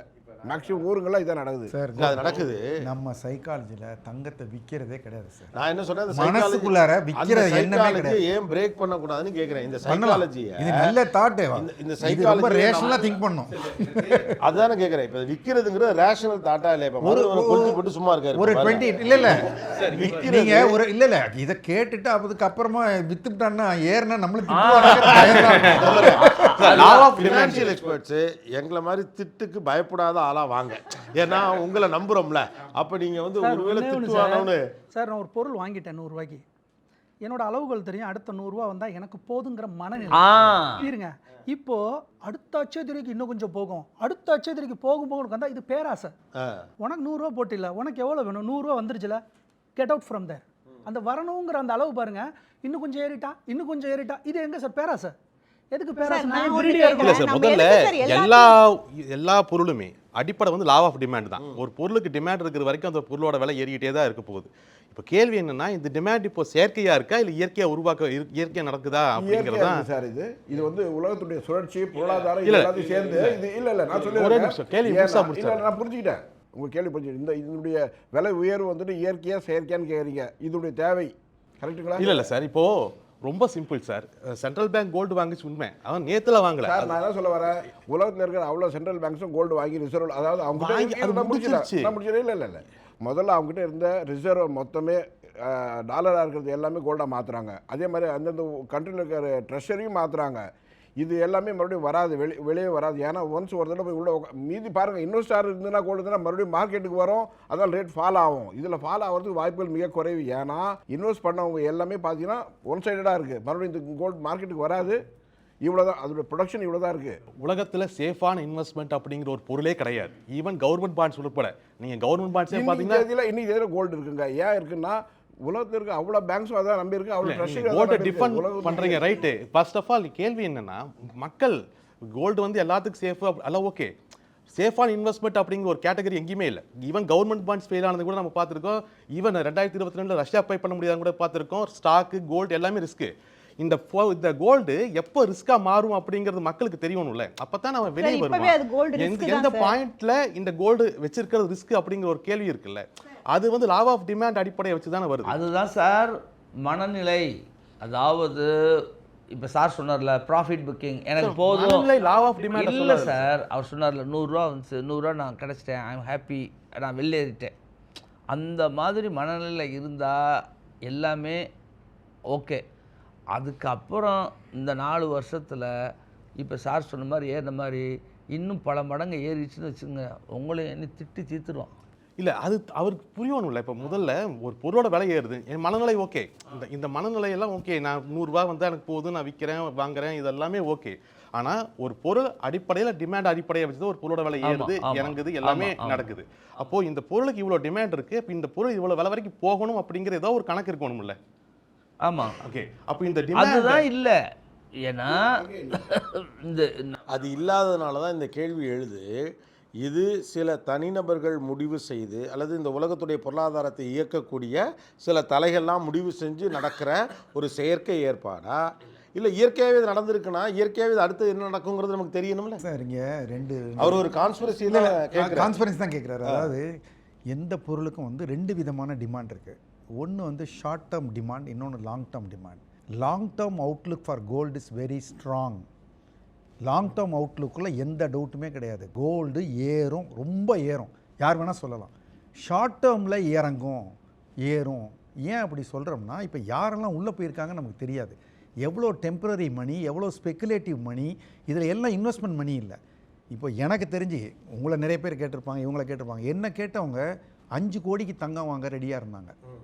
இன்னொரு ப்ராப்பர்ட்டி வந்துட்டு தங்கம் வாங்க போகிறேன்னு. நான் என்ன பதில் சொல்கிறது வாட்ஸ்அப்பில்? அவங்களுக்கு வாட்ஸ்அப்பில் கேட்குறாங்க எவ்வளோ கேஷுவலாக 5 கோடி இன்வெஸ்ட்மெண்ட்டு கேட்குறாங்க. நான் சொன்னேன் அது ரொம்ப ஹையாக இருக்குது, இறங்கினாலும் இறங்கும், ஏறினாலும். நல்ல வேளை அடுத்த நாள் இறங்குச்சு. நான் பயந்துக்கிட்டு இருந்தேன் இவர் வாங்கினாரோ வாங்கலையோ. ஆக எவ்வளோ பெரிய பணக்காரர்களையும் இது உள்ளே இழுக்குது. இப்போ கண்ணுக்கு முன்னாடி விலை ஏறிட்டே இருக்குது சார். டெய்லி 10% ஏறுது. யார் விடுவாங்க? அதனால தான் சாதாரண மனுஷன் கடன் வாங்கியாவது வாங்கணும்னு நினைக்கிறான். பெரிய மனுஷன் பெரிய சொத்தை விற்றுன்னு நினைக்கிறான். இவ்வளோ பேரும் உள்ளே பூந்தா அது தாங்குமா? இதுதான் ஷார்ட் டேர்ம் டிமாண்டில் ஸ்பைக் ஆகிருக்கு. ஷார்ட் டேர்மில் ரொம்ப ஸ்பைக் ஆனால் ஷார்ட் டேர்மில் பயங்கரமாக விழும். Long term intact, short term we don't know. இதில் ஒரு விஷயம் நான் சொல்ல விரும்புகிறேன் சார். இது வரைக்கும் கோல்டு வந்து சும்மா நகையாக இருந்தது, வீட்டில் வச்சிருக்கிற பொருளாக இருந்தது, பத்திரமா பார்த்துட்டு இருந்தோம். இப்போ சடனாக அது வந்து ஒரு கமாடிட்டி ஆயிடுச்சு. ஸ்டாக் மார்க்கெட்டுக்குள்ளே வந்துடுச்சு. ஸ்டாக் மார்க்கெட்டுக்குள்ளே வந்தாலே வொலடைலிட்டி, ETF மேலே போகும் கீழே வரும். இதை வந்து யாராலையும் ஒன்றும் பண்ண முடியாது. நான் முதல்ல சொன்ன மாதிரி ETF தான் இப்போ 50%க்கு மேலே வாங்குறாங்க மக்கள். மீதி 17% தான் பேங்க்ஸே வாங்குறாங்க. சென்ட்ரல் பேங்க்ஸே 17% தான் போன வருஷம் வாங்கியிருக்காங்க. ETF-ல வாங்குறாங்க. அப்போ அவங்க விற்காம இருப்பாங்களா? மதுரை வீரன் சொன்ன மாதிரி தான், நான் வாங்குவேன், விற்பேன், அதில் லாபம் பார்ப்பேன். அது ஒரு கமாடிட்டி ஆயிடுச்சு. இல்லை சார் மேம், அது ஓகே மேடம். இப்போ சார் சொன்னதே லாங் டைமில் கோல்டு ஏறும், அதில் மாற்றம் இல்லை அப்படிங்கிறார். இப்போ நான் வந்து லாங் டைமில் ஒரு இடத்தோட விலை ஏறும் அப்படின்னு சொன்னால் அதை சப்போர்ட் பண்ணுறதுக்கு ஒரு அடிப்படை டேட்டா இருக்குது. உதாரணத்துக்கு மக்கள் தொகை எப்படி இருந்தாலும் அதிகரிச்சுட்டே தான் போகும், இடம் அதிகரிக்க போகிறது கிடையாது. So as per the law of demand மக்கள் தொகை அதிகரிக்குது, இடத்தோட அளவு அதிகரிக்க போகிறது இல்லை. ஸோ ஆட்டோமேட்டிக்காக லாங் டைமில் எந்த ஒரு இடத்தோட மதிப்பும் ஏறும் அப்படிங்கிறத நம்ம புரிய வைக்க முடியும், இல்லை பண்ண முடியும். ஆனால் கோல்டை நீங்கள் லாங் டைமில் ஏறிக்கிட்டே தான் இருக்கும், லாங் டைமில் அப்படியே தான் இருக்கும் அப்படிங்கிற ஒரு பெர்ஸ்பெக்டிவ் வைக்கிறீங்க இல்லையா, அதோட பேஸ் என்னங்கிறதா என்னோட கேள்வி. அதாவது காமனாக ஒருத்தருக்கு ஒருத்தர் எக்ஸ்சேஞ்ச் பண்ணிக்க உலக நாடுகள் எல்லாம் சேர்ந்து ஒரே ஒரு ஆட்சி கீழே வந்துட்டா தங்கம் போயிடும். உலகத்தில் தனித்தனி அரசாங்கங்கள் இருக்கிற வரைக்கும் தங்கம் இருக்கும். இதையுமே ஒரு ஸ்பெகுலேஷன் பெர்ஸ்பெக்டிவ்லேருந்து தான் பார்க்குறாரு. ஏன்னு கேட்டால் டாலர் தான் உலகத்துடைய பொது பணம் இருந்தது. இப்போ புதிதாக நம்ம அடுத்த கட்டத்தை நோக்கி நகரோம். டாலருடைய டிபெண்டன்சியை உடைக்கணும்னு சொல்லிட்டு இந்தியா, ரஷ்யா மாதிரி எல்லாம் சேர்ந்து ஒரு முயற்சிக்கு வராங்க, ரைட்டா? அப்போ இந்த பதட்டம் வருதுல்ல, இது டாலர் மீதான நம்பிக்கையை காலி பண்ணுது. நாளை இவர் சொன்னது மாதிரி தங்கம் எட்டனதர் மெட்டீரியல் இடத்தை நோக்கி போயிடாதுங்கிறத யார் உறுதி செய்கிறதுன்னு கேட்குறாரு. எட்டனர் அதாவது அதுக்கு பதிலாக இன்னொன்று அதே குணாதிசயங்களோட வேணும். தங்கத்தினுடைய குணாதிசயம் அதனுடைய மெட்டல் வேல்யூவில் இல்லை, தங்கத்தினுடைய ரேரிட்டி. உலகம் மொத்தமும் அதை அக்செப்ட் பண்ணி அதை ஒரு ரேர் கமாடிட்டியாக வச்சுக்கிட்டு அதை வாங்க தயாராக இருக்காங்க. கேட்ட கேள்விக்கு நேரடியாக நான் பதில் சொல்கிறேன். அது எப்படின்னா சார், கோல்டு விலை இன்னைக்கு நம்ம ஊரில் நிர்ணயிக்கிறது வந்து MCX, மல்டி கமாடிட்டி எக்ஸ்சேஞ்ச். அதை வச்சு தான் நகைக்கடையெல்லாம் பண்ணிக்கிறாங்க. MCX எதை வச்சு பண்ணணுன்னா கோமெக்ஸ், அங்கே இருக்கிற யூஎஸில் இருக்க கோமெக்ஸ். அந்த கோமெக்ஸில் இருக்க கோல்டை தீர்மானிக்கிறது யாருன்னு பார்த்தீங்கன்னா இந்த புல்லியன் பேங்க்ஸ்னு சொல்லுவாங்க. அவங்க என்ன பண்ணுவாங்கன்னா ஸ்பூஃபிங்னு சொல்லுவாங்க சார், கேள்விப்பட்டிருப்பீங்கன்னு நினைக்கிறேன். ஸ்பூஃபிங்னா நான் ஆர்டர் போடுற மாதிரி ஒரு மில்லியன்ஸில் ஆர்டர் மட்டும் போடுவேன், கேன்சல் பண்ணிப்பேன். ஸ்பூஃபிங் இது பேர். எப்படின்னா இப்போ நான் வந்து JP Morgan இருக்கேன், பிளாக் ராக்காக இருக்கேன், இவங்க என்ன பண்ணுவாங்கன்னா ஸ்பூஃபிங் பண்ணுவாங்க. எப்படின்னா கோல்டோட ட்ரேடிங் ஆகிற பேப்பர் ட்ரேடில் நான் மில்லியன்ஸை பம்ப் பண்ணும் பொழுது, இதோட வேல்யூ இவ்வளோ ஏறப்போது போல இருக்குது அப்படின்னு நினச்சிட்டு அங்கே பை நடக்கும். இந்த ஸ்பூஃபிங்கிறது வந்து எப்படின்னா அதுக்கு ஃபைன்லாம் போட்டு நிறைய பேர் ஜெயிலெலாம் இப்போ வச்சாங்க. அவங்களாம் கமாடிட்டி எக்ஸ்பர்ட்னு அவங்க பேர் சொல்லுவாங்க. அவங்க அமெரிக்காவில் இருக்கிறானுங்க. அவங்க என்ன பண்ணுறாங்கனாக்கா இந்த ஸ்பூஃபிங் பண்ணும்பொழுது கோமெக்ஸில் இருக்க ட்ரேடில் பேப்பரில் நான் ஷார்ட் அடிக்கிறாங்க. ஷார்ட் அடித்தா நான் கோல்டை வந்து இவ்வளோ ஷார்ட் அடிக்கும் பொழுது ஆட்டோமேட்டிக்காக அங்கே 4% ஏறுது. அங்கே ஏறுனா இங்கே ஏறுது, இங்கே ஏறுனா கடையில் ஏறுது, கடையில் ஏறுனா பொதுமக்களோட. இதுதான் ஆக்சுவலாக இந்த ஸ்பூஃபிங் என்னன்னா, நான் அதற்குள்ளே நேராக வர முடியாது, யாராவது வருவீங்கன்னு பார்த்து வந்துட்டு பொறுமை இழந்துட்டு நான் இந்த ஸ்பூஃபிங்கிறது ரொம்ப ஷார்ட்.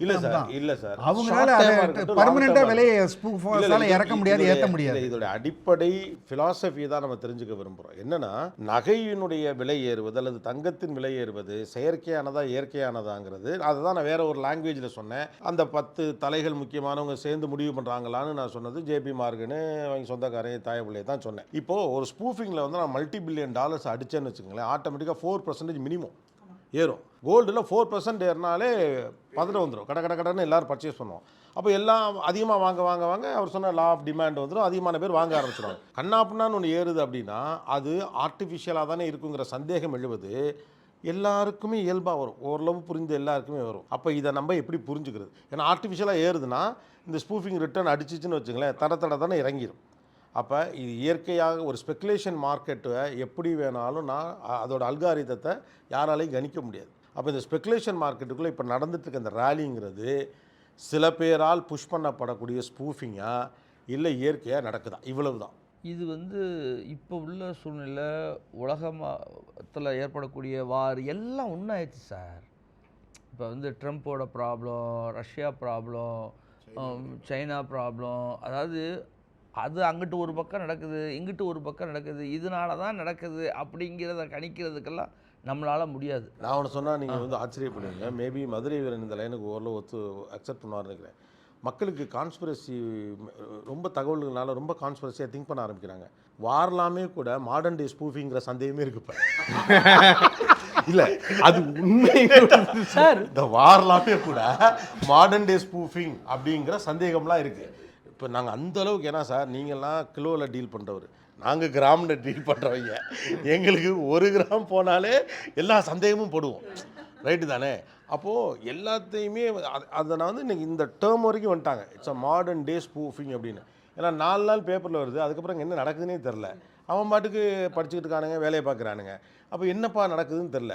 இப்போது இது ஆர்டிஃபிஷியல்னா இயல்பாகவே பீப்புள் அலர்ட் ஆகிடும், இது ஆர்டிஃபிஷியலாக இருக்குது, இவனுங்கெல்லாம் ஸ்பூஃப் பண்ணுறானுங்க, டக்குன்னு விட்ரா பண்ணுவானுங்க. அப்போ ஏன்னா நீ சோமோலி பஞ்சா சூப்பர் வார்த்தை சொன்னார், உள்ளே போடுறவங்களாம் ஜென்யூன் இன்வெஸ்டர் கிடையாது. இப்போ நீங்கள் வேறு ஜென்யூன் இன்வெஸ்டர், நீங்கள் என்ன அது பிஸ்னஸாக பண்ணுவீங்க?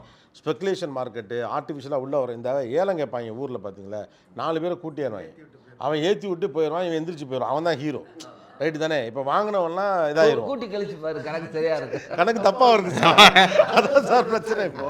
So that's what we want to understand whether it is an artificial சொல்கிறாங்க இல்லையா. இப்போது லண்டன் மெட்டல் எக்ஸ்சேஞ்ச் தான் உலகத்தில் வந்து முடிவு பண்ணுறது. லண்டன் மெட்டல் எக்ஸ்சேஞ்சில் ஒரு நாளைக்கு 2 முறை தங்கத்தோட விலையை அறிவிக்கிறாங்க. காலையில் ஒரு முறை, சாயங்காலம் ஒரு முறை, 2 முறை தான் வரும். அது எதை வச்சுன்னா அவங்களால எப்படி தங்கத்தோட விலையை தீர்மானிக்க முடியும்? சைனாவில் ஒரு பெரிய எக்ஸ்சேஞ்ச் இருக்குது, காமக்ஸ் எக்ஸ்சேஞ்ச். இவங்க எல்லாரும் சேர்ந்து இன்றைக்கி நான் எவ்வளோ தங்கம் வாங்க போகிறேன்னு ப்ரீ மார்க்கெட்டில் ஒரு கால் கொடுக்கணும். அவங்க நான் வந்து 2 டன் வாங்குகிறேன், இந்த விலையில் வாங்குகிறேன். அவங்க எல்லாருடைய டிமாண்ட், குவான்டிட்டி அண்ட் ப்ரைஸை வச்சு இன்றைக்கி தான் ப்ரைஸ்ன்னு முடிவு பண்ணுவாங்க. அதில் ரியல் இருக்கலாம், ஃபேக் இருக்கலாம், நீங்கள் சொல்கிற மாதிரி ஸ்கூஃபிங் இருக்கலாம். அதை 1 நாள் பண்ணலாம், 2 நாள் பண்ணலாம். டெய்லி ஸ்கூஃபிங்லாம் பண்ணிகிட்டு இருக்க முடியாது உலகத்தில். அப்படியெல்லாம் வந்ததுன்னா நீங்கள் வந்து சாதாரண மனிதனை நீ விற்றுட்டு போன்னு சொல்கிறீங்கல்ல, ஹெச்என்ஐலாம் விற்றுட்டு போயிடுவான். இப்போ உங்களாலேயும் என்னாலையும் ஸ்கூஃபிங்கை கண்டுபிடிக்க முடியும்னா 500 கோடி 1000 கோடி இன்வெஸ்ட் பண்ணுற பெரிய ஆளுங்க, சோரஸ்லாம் இருக்கானுங்க, அவனுங்கெல்லாம் விற்க மாட்டானுங்களா கையில் இருக்க தங்கத்தை? கொட்டிட்டு போயிடுவானுங்க மார்க்கெட்டில். அவன் அவ்வளோ விலையில் கொட்டினான்னா கீழே வந்துடும். அதனால நீங்கள் தகுதி திட்டங்களை டெம்பரரியாக பண்ணலாம், ஒரு டெம்பரரி ஸ்பைக் பண்ணலாம், பர்மனெண்ட்டாக அதை ஹோல்டு பண்ண முடியாது. பர்மனெண்ட்டாக there is a structural demand for gold for long term. அதை வந்து நம்ம மறக்க வேண்டாம். நீங்கள் தங்கத்தை பொறுத்தவரை நீண்ட கால முதலீடு தான் பார்க்கணுமே தவிர ஷார்ட் டேர்மில் பார்க்கவே கூடாது. ஷார்ட் டேர்மில் வரும், அடி தான் போடுவாங்க. நான் முடிக்கிறேன். அதாவது நீங்கள் அதை ஒரு விஷயத்தை எடுக்கிறீங்கன்னா அதை கடைசி வேலை, அதாவது நீங்கள் வந்து ஒரு 5 வருஷம் 10 வருஷம் என்னால் தாங்க முடியும்பா, நான் வச்சுப்பேன், பரவாயில்ல, வந்தால் மார்க்கெட் என்ன ஆனாலும் நான் பார்த்துக்கிறேன்னா அது கரெக்டாக இன்வெஸ்ட் பண்ணுறதுக்கு கரெக்டான மெட்டல் கோல்டு மட்டும்தான். இல்லை, நீண்ட கால முதலீடுங்கிறதுல தான் எனக்கு ஒரு கேள்வியே வருது சார். நீண்ட கால முதலீடு அப்படிங்கிறதுல ஒரு கேள்வியே வருது. உதாரணத்துக்கு இப்போ கோல்டு ட்ரெண்டில் இருக்குது, வாங்குற விற்கிற அதெல்லாம் பிரச்சனை இல்லை. நீங்கள் எல்லாரும் என்ன புஷ் பண்ணுறீங்கன்னா நீண்ட கால முதலீடு. இப்போ வலிபன் சார் வார்டு சொன்னார், உலகத்தில் இருக்கக்கூடிய நாடுகள்லாம் ஒரே ஆட்சி கீழே வந்துருச்சுன்னா கோல்டு தேவை இருக்காது. வராது. இல்லை, வராது, ரைட்டு. நாடுகள் ஒரே ஆட்சி கீழே வராது, பிரிஞ்சு போகிற அண்ணன் தம்பியில் ஒன்றா சேர முடியாதுன்னா எங்கே இல்லை வராது வராது வராது. ஆனால் கரன்சி வரதுக்கு வாய்ப்பு இருக்குல்ல. உதாரணத்துக்கு இப்போ பிரிக்ஸ் நாடுகளாக சேர்ந்து ஒரு கரன்சியை கொண்டு வர்றாங்க. யூரோப்பியன் நாடுகள் ஆல்ரெடி ஈரோன்னு ஒரு கரன்சி இருக்குது. இன்னைக்கு 150-60 கரன்சிகள் இருக்கக்கூடியது இன்னொரு 5 வருஷத்துலயோ 10 வருஷத்துலயோ 5-6 கரன்சிகளாவே மாறதுக்கான வாய்ப்புகள் இருக்குனால மறுக்க முடியாது. அந்த கரன்சி போர் நடக்கும். கரன்சிங்கிற ஒரு மாற்று, கரன்சிக்கான மாற்றாத்தானே நீங்க கோல்டை விற்கிறீங்க. 100% இப்போ அதான் சொல்றீங்க. நீங்க சொன்ன மாதிரி 5-6 கரன்சி வந்தா கூட அந்த போட்டி அவங்களுக்குள்ள நீங்க கோல்டு இன்னைக்கு ட்ரெண்ட்ல இருக்கு. ரிசர்வா கோல்டு தான். நீங்க இப்போ நான் என்னுடைய கரன்சி இருக்கு, நான் ஒரு கண்ட்ரி, நான் ஒரு 10 கண்ட்ரி சேர்த்து நான் ஒரு கரன்சியை கொண்டு வரேன், அதுக்கு என்ன நான் கேரண்டி தருவேன்? என்ன கோல்டை வச்சு தான் தந்தாகணும்? இல்லை, ஒவ்வொரு நாட்டோட எக்கனாமிக் வச்சு நம்ம தரோம்னு வச்சுக்கோங்களேன். இப்போ நான் கேட்குறதுன்னா கோல்டு இன்னைக்கு ட்ரெண்டில் இருக்கு, இன்னைக்கு வாங்குங்க, நாளைக்கு வீங்க அப்படிங்கிறதால இங்கே பிரச்சனையே இல்லை. நான் ஸ்டாக் ட்ரெண்டில் இருக்கு, வாங்க வீங்கன்னு.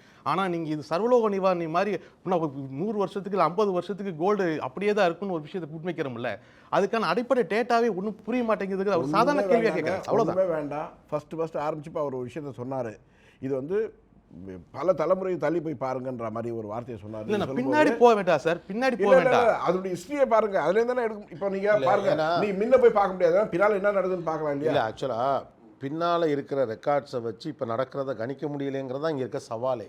ஏன்னா அதாவது 10 ஆண்டுகள் 20 ஆண்டுகள் விலையே ஏறாமல் ஒரு கட்டத்துலையும் 2024x உயர்ந்த காலகட்டம் 70-80கள்லையும் 74% உயர்ந்த 4 வருஷமும் எதுவுமே ஒரு ஆவரேஜ்லேயே இல்லை. அப்போ கம்ப்ளீட்லி ஸ்பெகுலேட்டடான ஒரு மார்க்கெட்டை நீண்ட கால முதலீடு நீங்கள் எப்படி ஊர்ஜிதமாக சொல்ல முடியுங்கிறது. அதாவது நீங்கள் அந்த ஆரம்பத்தில் இருந்த உயரம் கீழே இருந்து மேலே போச்சில்ல, அப்புறம் விழுந்ததில்லை, அப்புறம் ஏறிச்சில்ல, அப்புறம் விழுந்ததில்லை, நீங்கள் கடைசியில் ஆரம்ப பாயிண்ட்டையும் இன்னைய பாயிண்ட்டையும் பார்த்தீங்கன்னா லாங் டேர்மில் ஏறி இருக்கு. இடையில் ரொம்ப விழுந்தது, ஆனால் ஓவராலாக ஏறி பொருந்துமே சார், எல்லாத்துக்குமே பொருந்தும். 1970 இருந்த நிலத்தின் விலை இப்போ ரொம்ப அதிகம்தான். 1970 இருந்த ஒரு கண்ணாடி சீசாவின் விலை கூட தான். ரைட் தானே? ஆமாம். அப்ப அதை இது தான் இயல்பான ஏற்றம் தானே, இது அவ்வளவுதான். எல்லாமே ஏறும் இறங்கும். இல்ல, அப்ப இதுக்கு மாற்றம் வராதுங்கிற கேள்வி இல்லையே. ஒரு இல்ல, காலத்துல அதுக்கு அம்பாசிடர் வந்து வந்து மிகப்பெரிய இன்ஃப்ளேஷன் கால். இருக்குல்ல, பண மதிப்பு. இப்போ பொதுவாக நீங்கள் பார்த்தீங்கன்னா கோல்டு ஸ்டேபிளாக இருக்கிற காலத்தில் அந்த பண மதிப்பு இழப்புக்கு தகுந்த மாதிரி கூடும், ஒரு 6-7% கூடும். அதுதான் இன்ஃப்ளேஷன் ரேட்டு. இப்போ கூடுறதா அதிகமாக கூடுது. சார், காலந்தோறும் பொருட்களின் பயன் மாறுகிறது. தங்கம் ஒரு காலத்தில் ஆபரணமாக நாடுகளுக்கிடையே பாதுகாப்பாக இருந்தது. இப்போதைக்கு வந்து அரசாங்கங்களின் பாதுகாப்பாக மாறிடுச்சு. இப்போ அந்த கால மாற்றத்தை நம்ம புரிஞ்சுக்கணும். இப்போது வெள்ளிக்கு எப்படி வந்து ஆர்டிஃபிஷியல் இன்டெலிஜென்ஸும் டேட்டா சென்டர்ஸும் ஒரு பெரிய தேவையாக மாறி இருக்கோ, அதை யாரும் இன்னும் புரிஞ்சிக்கல. அமெரிக்காவில் வந்து கடந்த ஓராண்டில் 4 நிறுவனங்கள், ஆல்ஃபாபெட்டு, மேட்டா, இவனுங்க மட்டும் டோட்டல் ப்ரைவேட் கன்சம்ஷனில் 80% ஆஃப் இன்வெஸ்ட்மெண்ட் இவனுங்க 4 பேர் பண்ணி ஜிடிபியை ஏற்றிருக்கானுங்க. முழுக்க வந்து டேட்டா சென்டரில் இன்வெஸ்ட் பண்ணுறாங்க. ஏஐ டேட்டா ஆமாம். சென்டர்ஸ்க்காக. இந்த க்ரீன் எனர்ஜி புதிய உலகத்தில் தங்கத்திற்கும் வெள்ளிக்கும் வித்தியாசமான தேவைகள் வந்திருக்கின்றன. ஓகே, இப்போ நம்ம வெள்ளிக்கு போவோம். வெள்ளி வந்து முன்னாலாம் கொஞ்சம் வாங்கி வைப்பாங்க. வெள்ளி இவ்வளோ ஏறுறதுக்கு என்ன காரணம்? இப்போ இவர் சொல்கிறது மாதிரி இப்போ வந்திருக்கக்கூடிய புதிய தொழில்நுட்பத்தில் இப்போ டேட்டா சென்டர்ஸுடைய முக்கியமான இதில் மெட்டலில் வந்து வெள்ளி வந்து முக்கிய பங்கு வகிக்குது. இப்போ வேர்ல்டு முழுக்க நடக்கிற நெக்ஸ்ட் பிக் லீப் அப்படிங்கிறது என்ன சொல்லப்படுதுன்னா டேட்டா சென்டர்ஸ் தான். ஏன்னா முழுக்க ஏஐ ஒட்டின வேலைகள் நடக்குது. அப்படிங்கிறப்ப டேட்டா சென்டர்ஸை உருவாக்குவது வந்து பெருநிறுவனங்களுடைய வேலையாக இருக்கும். அப்போ அதை ஒட்டி தான் வெள்ளியோட விலை ஏறுதா, இல்லை அதோடைய அதாவது ஒரு வசனம், பாப்புலர் வசனம் இருக்குல்ல, நீங்கள் எந்த பொய் சொன்னாலும் அதில் கொஞ்சம் உண்மை இருக்கணும். அதனால இப்போ தங்கம் விலையேறதுக்கும் வெள்ளி விலையேறதுக்கும் உள்ளுக்குள்ளார கொஞ்சம் உண்மை இருக்குது. சென்ட்ரல் பேங்க் வாங்குறாங்கங்கிற உண்மை, டேட்டா சென்டர் உண்மை. ஆனால் அந்த ஒரு உண்மையை வச்சு சுற்றி கட்டமைக்கப்படுகிற கதைகள்னால தான் ரொம்ப ஏறுது. ஓகே, அது ஏறணும். இவ்வளோ ஏறணுமா? தங்கமும் இவ்வளோ ஏற வேண்டாம், வெள்ளியும் இவ்வளோ ஏறணும். ஆனால் அது ஒரு வெளிப்படையான ரகசியம் ஆயிட்டதுனால எல்லார் கையும் அதில் போகிறதுனால அது தகுதிக்கு மேலே ஏறுது. அந்த தகுதியை அது திருப்பி அடைகிற போது இறங்கிடும்.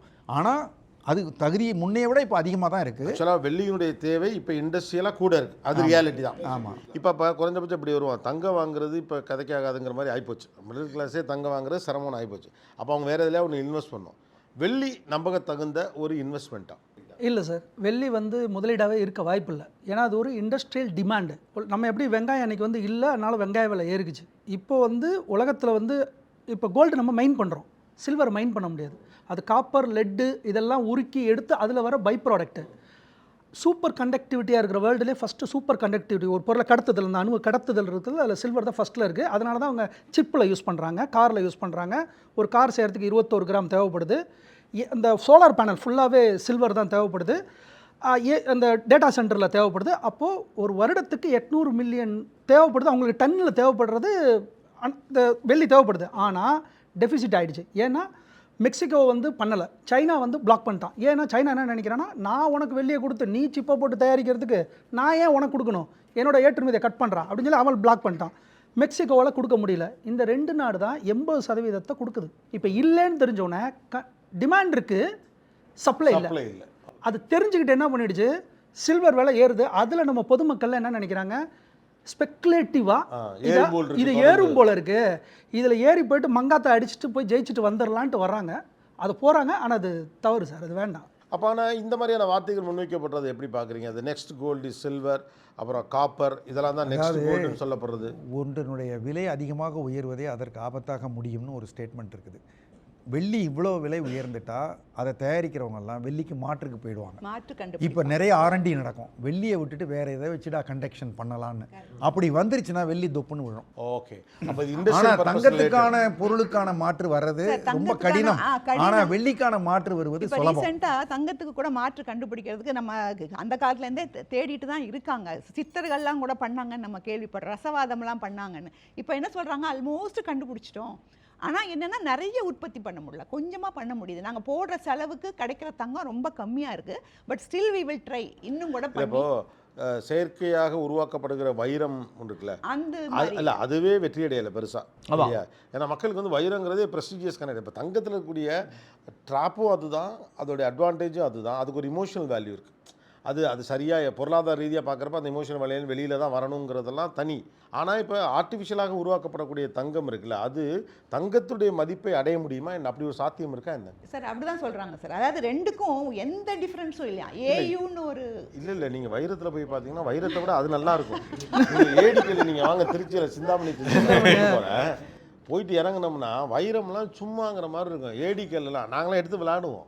சார் இப்போ பார்வைக்கு அவர் சொன்ன மாதிரி கடைசியில் கண்ணாடியை விட பளபளப்பா இந்த உலகத்தில் என்ன இருக்குது அந்த கணக்கில் வராது. ஆனால் தங்கத்துக்கான ஒரு பேக்கிங் வேல்யூ இருக்குல்ல, அது ஒரு ஆர்டிஃபிஷியலாக உருவாக்கப்படக்கூடிய தங்கம் அதை அடிச்சிருமா என்ன? இல்ல அப்படி சார், காலம் இப்போ டைமண்ட்லயே வராது. பாத்தீங்கன்னா டைமண்ட்ல பாத்தீங்கன்னா 1% இன்ட்ரோடியூஸ் ஆனது இப்போ 15% மார்க்கெட்டை அந்த லேப் க்ரோன் டைமண்ட் எடுத்திருக்கு. ஸோ டைமண்ட் பயங்கரமா ஏறிட்டு இருந்தது. பிகாஸ் ஆஃப் திஸ் கொஞ்சம் கம்மியா இருக்கு. அது மாதிரி தங்கமும் ஓரளவு மிட்டிகேட் ஆகும். இப்போ நான்லாம் வந்து இதெல்லாம் ரொம்ப வரவேற்பேன். ஏன்னு கேட்டால் மனிதனுடைய ஆசைகளை பூர்த்தி பண்ணுறது தான் முதல் முக்கியமான விஷயம். என்னால் ஒரு டைமண்ட் வாங்க முடியாதுன்னா ஒரு லேப் க்ரோன் டைமண்டை வாங்கி நான் டைமண்ட் போட்டுக்கிட்டேங்கிற பெருமை ஒரு பிள்ளை கல்யாணம் பண்ணிக்கிற ஒரு பையனுக்கோ பொண்ணுக்கோ இட்ஸ் குட் ஃபீல். நோ, அதை வந்து ஒரு டெக்னாலஜி தரேன்னா நான் அதை தான் கொண்டாடுவேன். ஏன்னா ஒரு டெக்னாலஜியோடைய பெரிய விஷயம் என்ன, சாமானிய மனிதர்களுக்கான சாதகங்கள் அது பண்ணி கொடுத்ததுனால இட்ஸ் குட் டெக்னாலஜி. எனவே இட்ஸ் ஃபைன். நான் கேட்குறது பொருளாதார கூறுகளோடு அது எந்த அளவு மேட்ச் பண்ணி போகும் அப்படிங்கிறதான். ஓகே, ரொம்ப டீட்டெயில் டிஸ்கஷனை தாண்டி சிம்பிளிஃபைடு டிஸ்கஷனுக்குள்ளே வரணும். அதில் முக்கியமானது கல்யாணம். ஆவரேஜாக தமிழ்நாட்டுடைய மிடில் கிளாஸ் ஒரு 25 பவுன் போடுது. அதோடைய ஆவரேஜை கணக்கெடுத்தோம்னா 25 to 40 சாவரின் வந்து திருமணத்துக்கு போட்டு செய்கிறாங்க. கல்யாணத்துக்கு நகை போடணுமாங்கிற டிபேட்டு தனி. ஆனால் கல்ச்சுரலி அந்த ஒரு இது இருக்குது. ஒரு 2016 இதுக்கு ஆன செலவு 8லேருந்து 9 லட்சம். இன்றைக்கி 2024 இதோடைய கணக்கு கிட்டத்தட்ட 45 லட்சம். ஒரு வீட்டுக்கடனை விட அதிகமான பெருங்கடனுக்குள்ளே ஏற்கனவே அவர் சொன்னார், நகையை கடன் வாங்கி தான் கல்யாணம்லாம் பண்ணி வைக்கிறாங்க, அதான் நிலைமை. இது நம்முடைய சமூக வாழ்வியலை எவ்வளவு பாதிக்கும்னு நினைக்கிறீங்க? சார், அமெரிக்காவில் ஒரு கல்யாணத்தை பண்ணுறது 3 மாத சம்பளம், இங்கிலாண்டில் ஒரு கல்யாணத்தை பண்ணுறது 2 மாத சம்பளம், இந்தியாவில் ஒரு கல்யாணத்தை பண்ண 35 வருஷம் அப்பா அம்மாவோட உழைப்பு. அவங்க சம்பாரித்து கஷ்டப்பட்டு அந்த பையன் வச்சுப்பானா வைக்கலையா அதெல்லாம் தெரியாது, தூக்கி போடுறா எல்லாத்தையும் கொடுத்து பண்ணுறாங்க. அதை பண்ணிட்டு கடைசியில் அவங்க எங்கே போய் நிற்கிறாங்கன்னா அதே பிள்ளைகிட்ட போய்ட்டு எனக்கு கொஞ்சம் பணம் கொடுமா அப்படிங்கிறாங்க. அதனால் கல்யாணத்துக்கு அதாவது பொண்ணு நாளைக்கு பொண்ணு பார்க்க வந்தாலும் இப்போலாம் யாரும் வரதட்சணை அந்த இதெல்லாம் போகல சார், அவ்வளோவா கேட்கல. பொண்ணு படிக்கிறாங்க, அவரும் வேலைக்கு போகிறாங்க, இவங்களும் வேலைக்கு போகிறாங்க, லெட் இட் கோ, அதோடு சேர்ந்து போங்க, இவ்வளோ நாங்கள் தர்றோம், அவ்வளோதான். யார் டிமாண்டெல்லாம் இப்போ எனக்கு தெரிஞ்சு வைக்கல. ஆனால் அந்த கௌரவத்தை நான் காட்டணுங்கிறதுக்காக என்ன பண்ணோம், பெரிய மண்டபம், அந்த அன்னைக்கு நைட்டு வந்து நான் தட்டில் இவ்வளோ பாக்ஸ் எல்லாம் ஓப்பன் பண்ணி இவ்வளோ வைரங்கள் இதெல்லாம் இந்த கௌரவத்துக்கு பண்ணுறாங்க. அந்த கௌரவத்தில் பண்ணும்போது இது ஃபினான்ஷியல் மிஸ்டேக் பார்த்திங்கன்னா இன்னமும் நம்ம தமிழ் சமூகமும் சரி இந்தியாவும் சரி இன்னும் மீளவே இல்லை. அதை உடச்சி திருப்பி வருமானாலும் வர்றதுக்கு வாய்ப்பு இல்லை. அப்போ அதை எப்படி எஜுகேட் பண்ணோம்னா, இவ்வளோ நாள் நீ வாழ்நாள் முழுக்க சம்பாரித்ததை ஒரு நாள் இதுக்கு நீங்கள் கொடுத்துட்றீங்க, அது கன்வெர்ட் ஆகிடுது, அந்த ஃபேமிலிக்கு போயிடுது. அப்போ அந்த ஃபேமிலி அதை என்ன பண்ணுவோம், அந்த கோல்டை அடுத்த ஃபேமிலிக்கு போய் அப்படியே டேர்ன் ஆகி போயிட்டே இருக்க தவிர என்னைக்கு என் வாழ்க்கைக்கு அது விற்று பணமாக வந்து நான் நிம்மதியாக இருப்பேன், அது எங்கேயுமே நடக்க மாட்டேங்குது. அப்போ திருமணம் வந்து குறைந்த செலவில், இப்போ என்னோடய திருமணத்தில் வந்து கோயிலில் காரைக்குடியில் நான் கோயிலில் பண்ணேன், என் குலதெய்வம் கோயிலில் பண்ணேன். கோயிலில் பண்ணோம், செலவு கம்மியாகிடுச்சு, அவ்வளோதான் முடிஞ்சு. ஆனால் இன்றைக்கி குறைஞ்சபட்சம் கல்யாணத்துக்குன்னு பார்த்தீங்கன்னா இந்த கன்னியாகுமரி சைடு நாகர்கோவில் சைட்லாம் பார்த்தீங்கன்னா கேட்க வேணாம், 150 பவுன். ஆமாம் ஆமாம், கேரளாவும் அந்த பார்டர்கிட்ட போயிட்டீங்கனாலே ஒரு 150 பவுன் இருந்தால் தான் அது ஒரு கல்யாணமே அவங்க வந்து கன்சிடர் பண்ணுவாங்க அப்படின்னு. இது அப்படியே மாறி மாறி மாறி மாறி ஒருத்தரோட உழைப்பு, அதுக்கப்புறம் அடுத்ததுக்கு ட்ரான்சாக்ஷன், அடுத்த ட்ரான்சாக்ஷன் அப்படியே போயிட்டே இருக்க தவிர லாக்கருக்கு திருப்பி லாக்கரில் போது, வீட்டு லாக்கரோ அல்லது பேங்க் லாக்கரோ ஏதோ ஒரு இடத்துக்கு போயிடுது, அதுக்கு ஒரு செக்யூரிட்டி நம்ம பணம் கொடுத்துறோம், திருப்பி லாக்கருக்கே போயிடுது.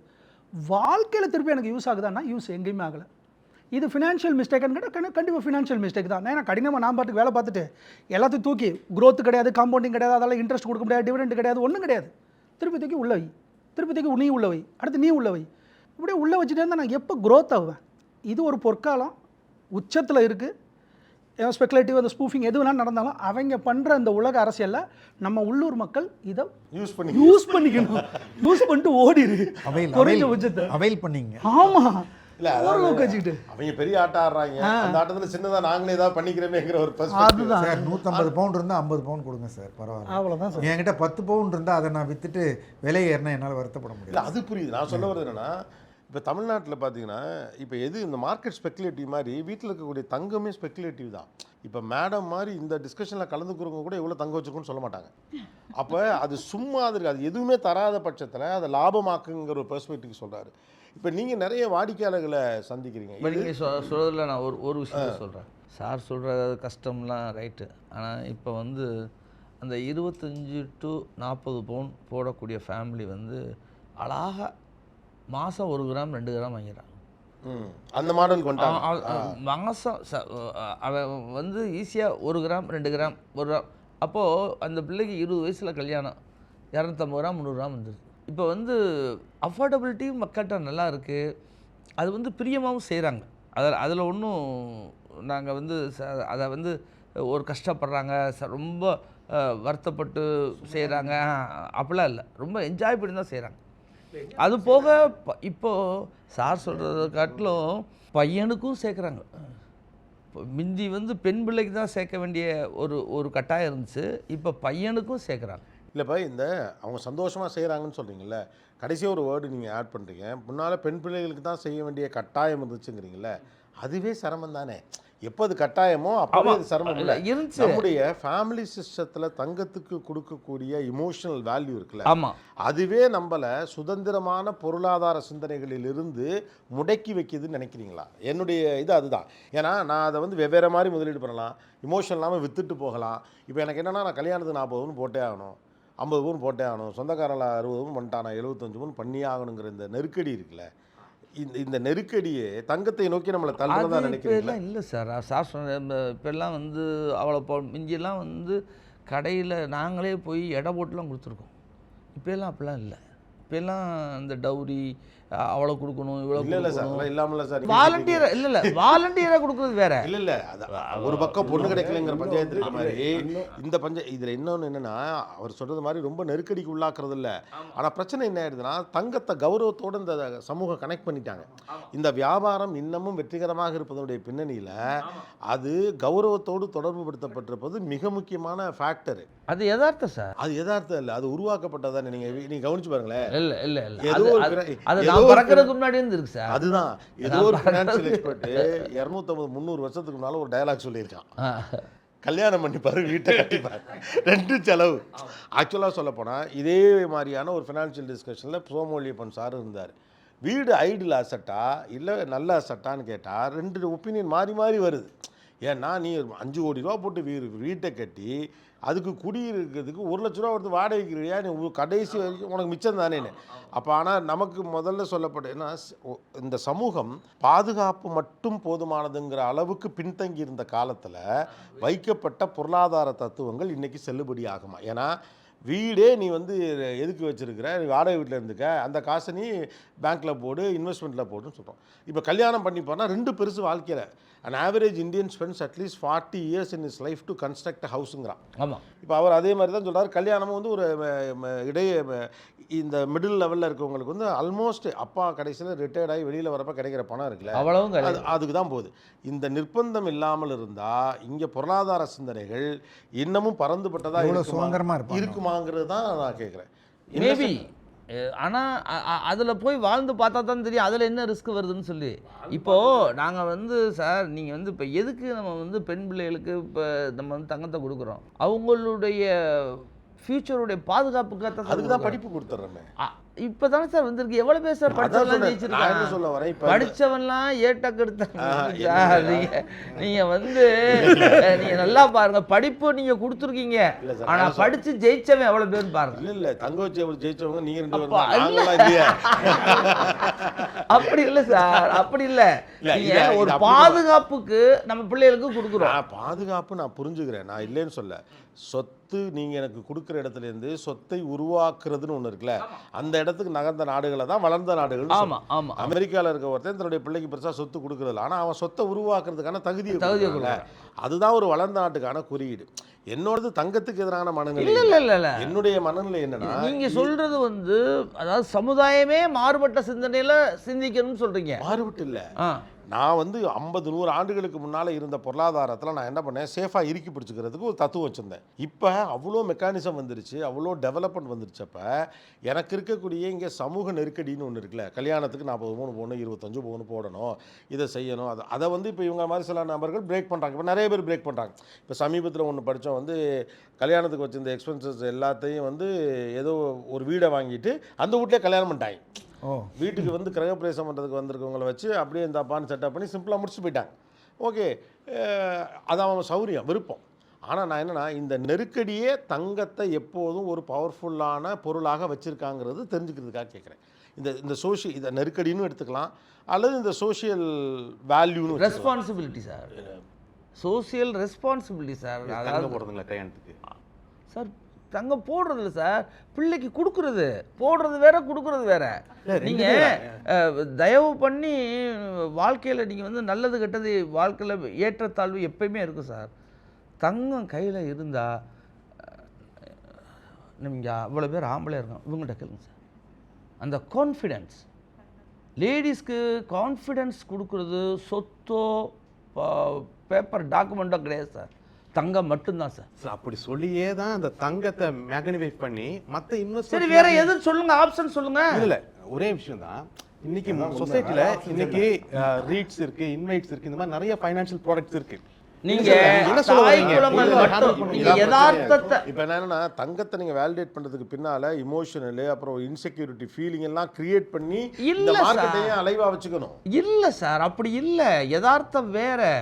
எனக்கு நீங்க தாய் குலங்கள்கிட்ட வந்து பேசி பாருங்க, அவங்கள்ட்ட கேட்டு பாருங்க, அவங்களுடைய செயல்பாடுகள் வந்து நீங்க தங்கத்தை கொடுத்து அவங்களுடைய நடை உடை பாவனையை பாருங்க, தங்கத்தை எடுத்துட்டு அவங்களோட தங்கத்தை விட ஒரு MBA டிகிரி இன்னைக்கு பெரிய செக்யூரிட்டி கொடுக்குது. ஆஃப் கோர்ஸ் இருக்கு, உண்மைதான், நான் இல்லைன்னு சொல்லல. அதையும் கொடுங்க, இதையும் கொடுங்க. இல்ல நான் என்னன்னா, ஆனா அதையும் இதனுடைய அமைப்பு வேற.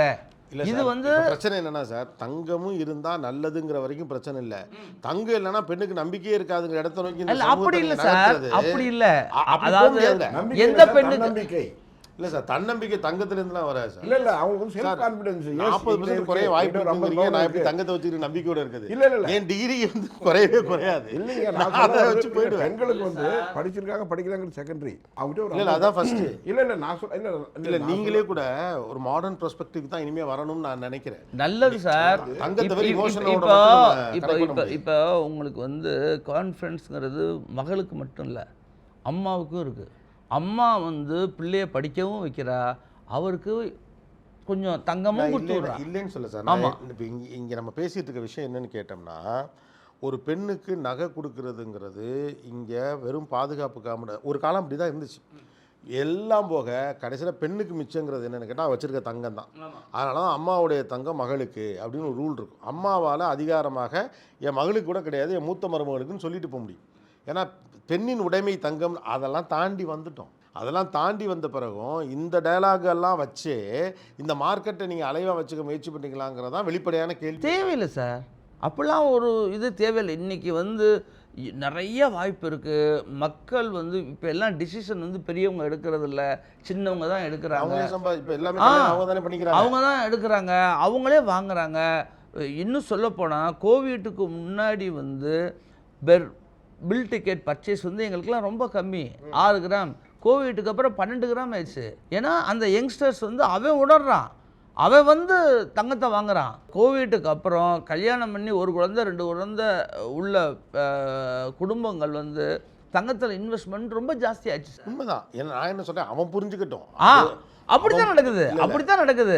யார் இப்போ இங்கே வந்து கம்பல் பண்ணிடல, யாரும் எதுவும் செய்ய முடியாது. தங்கத்தை எந்த இடத்துல பொறுத்துறோங்கிறதா இப்போ கேள்வியாக இருக்குது. என்னென்னு கேட்டால், ஒரு யங் கப்பல் இருக்காங்க, 2 பேர் நல்லா சம்பாதிக்கிறாங்க, கோல்டில் போட்டால் நாளைக்கு நமக்கு லாபம்னு அவங்க பணம் போடுறது பிரச்சனை இல்லை.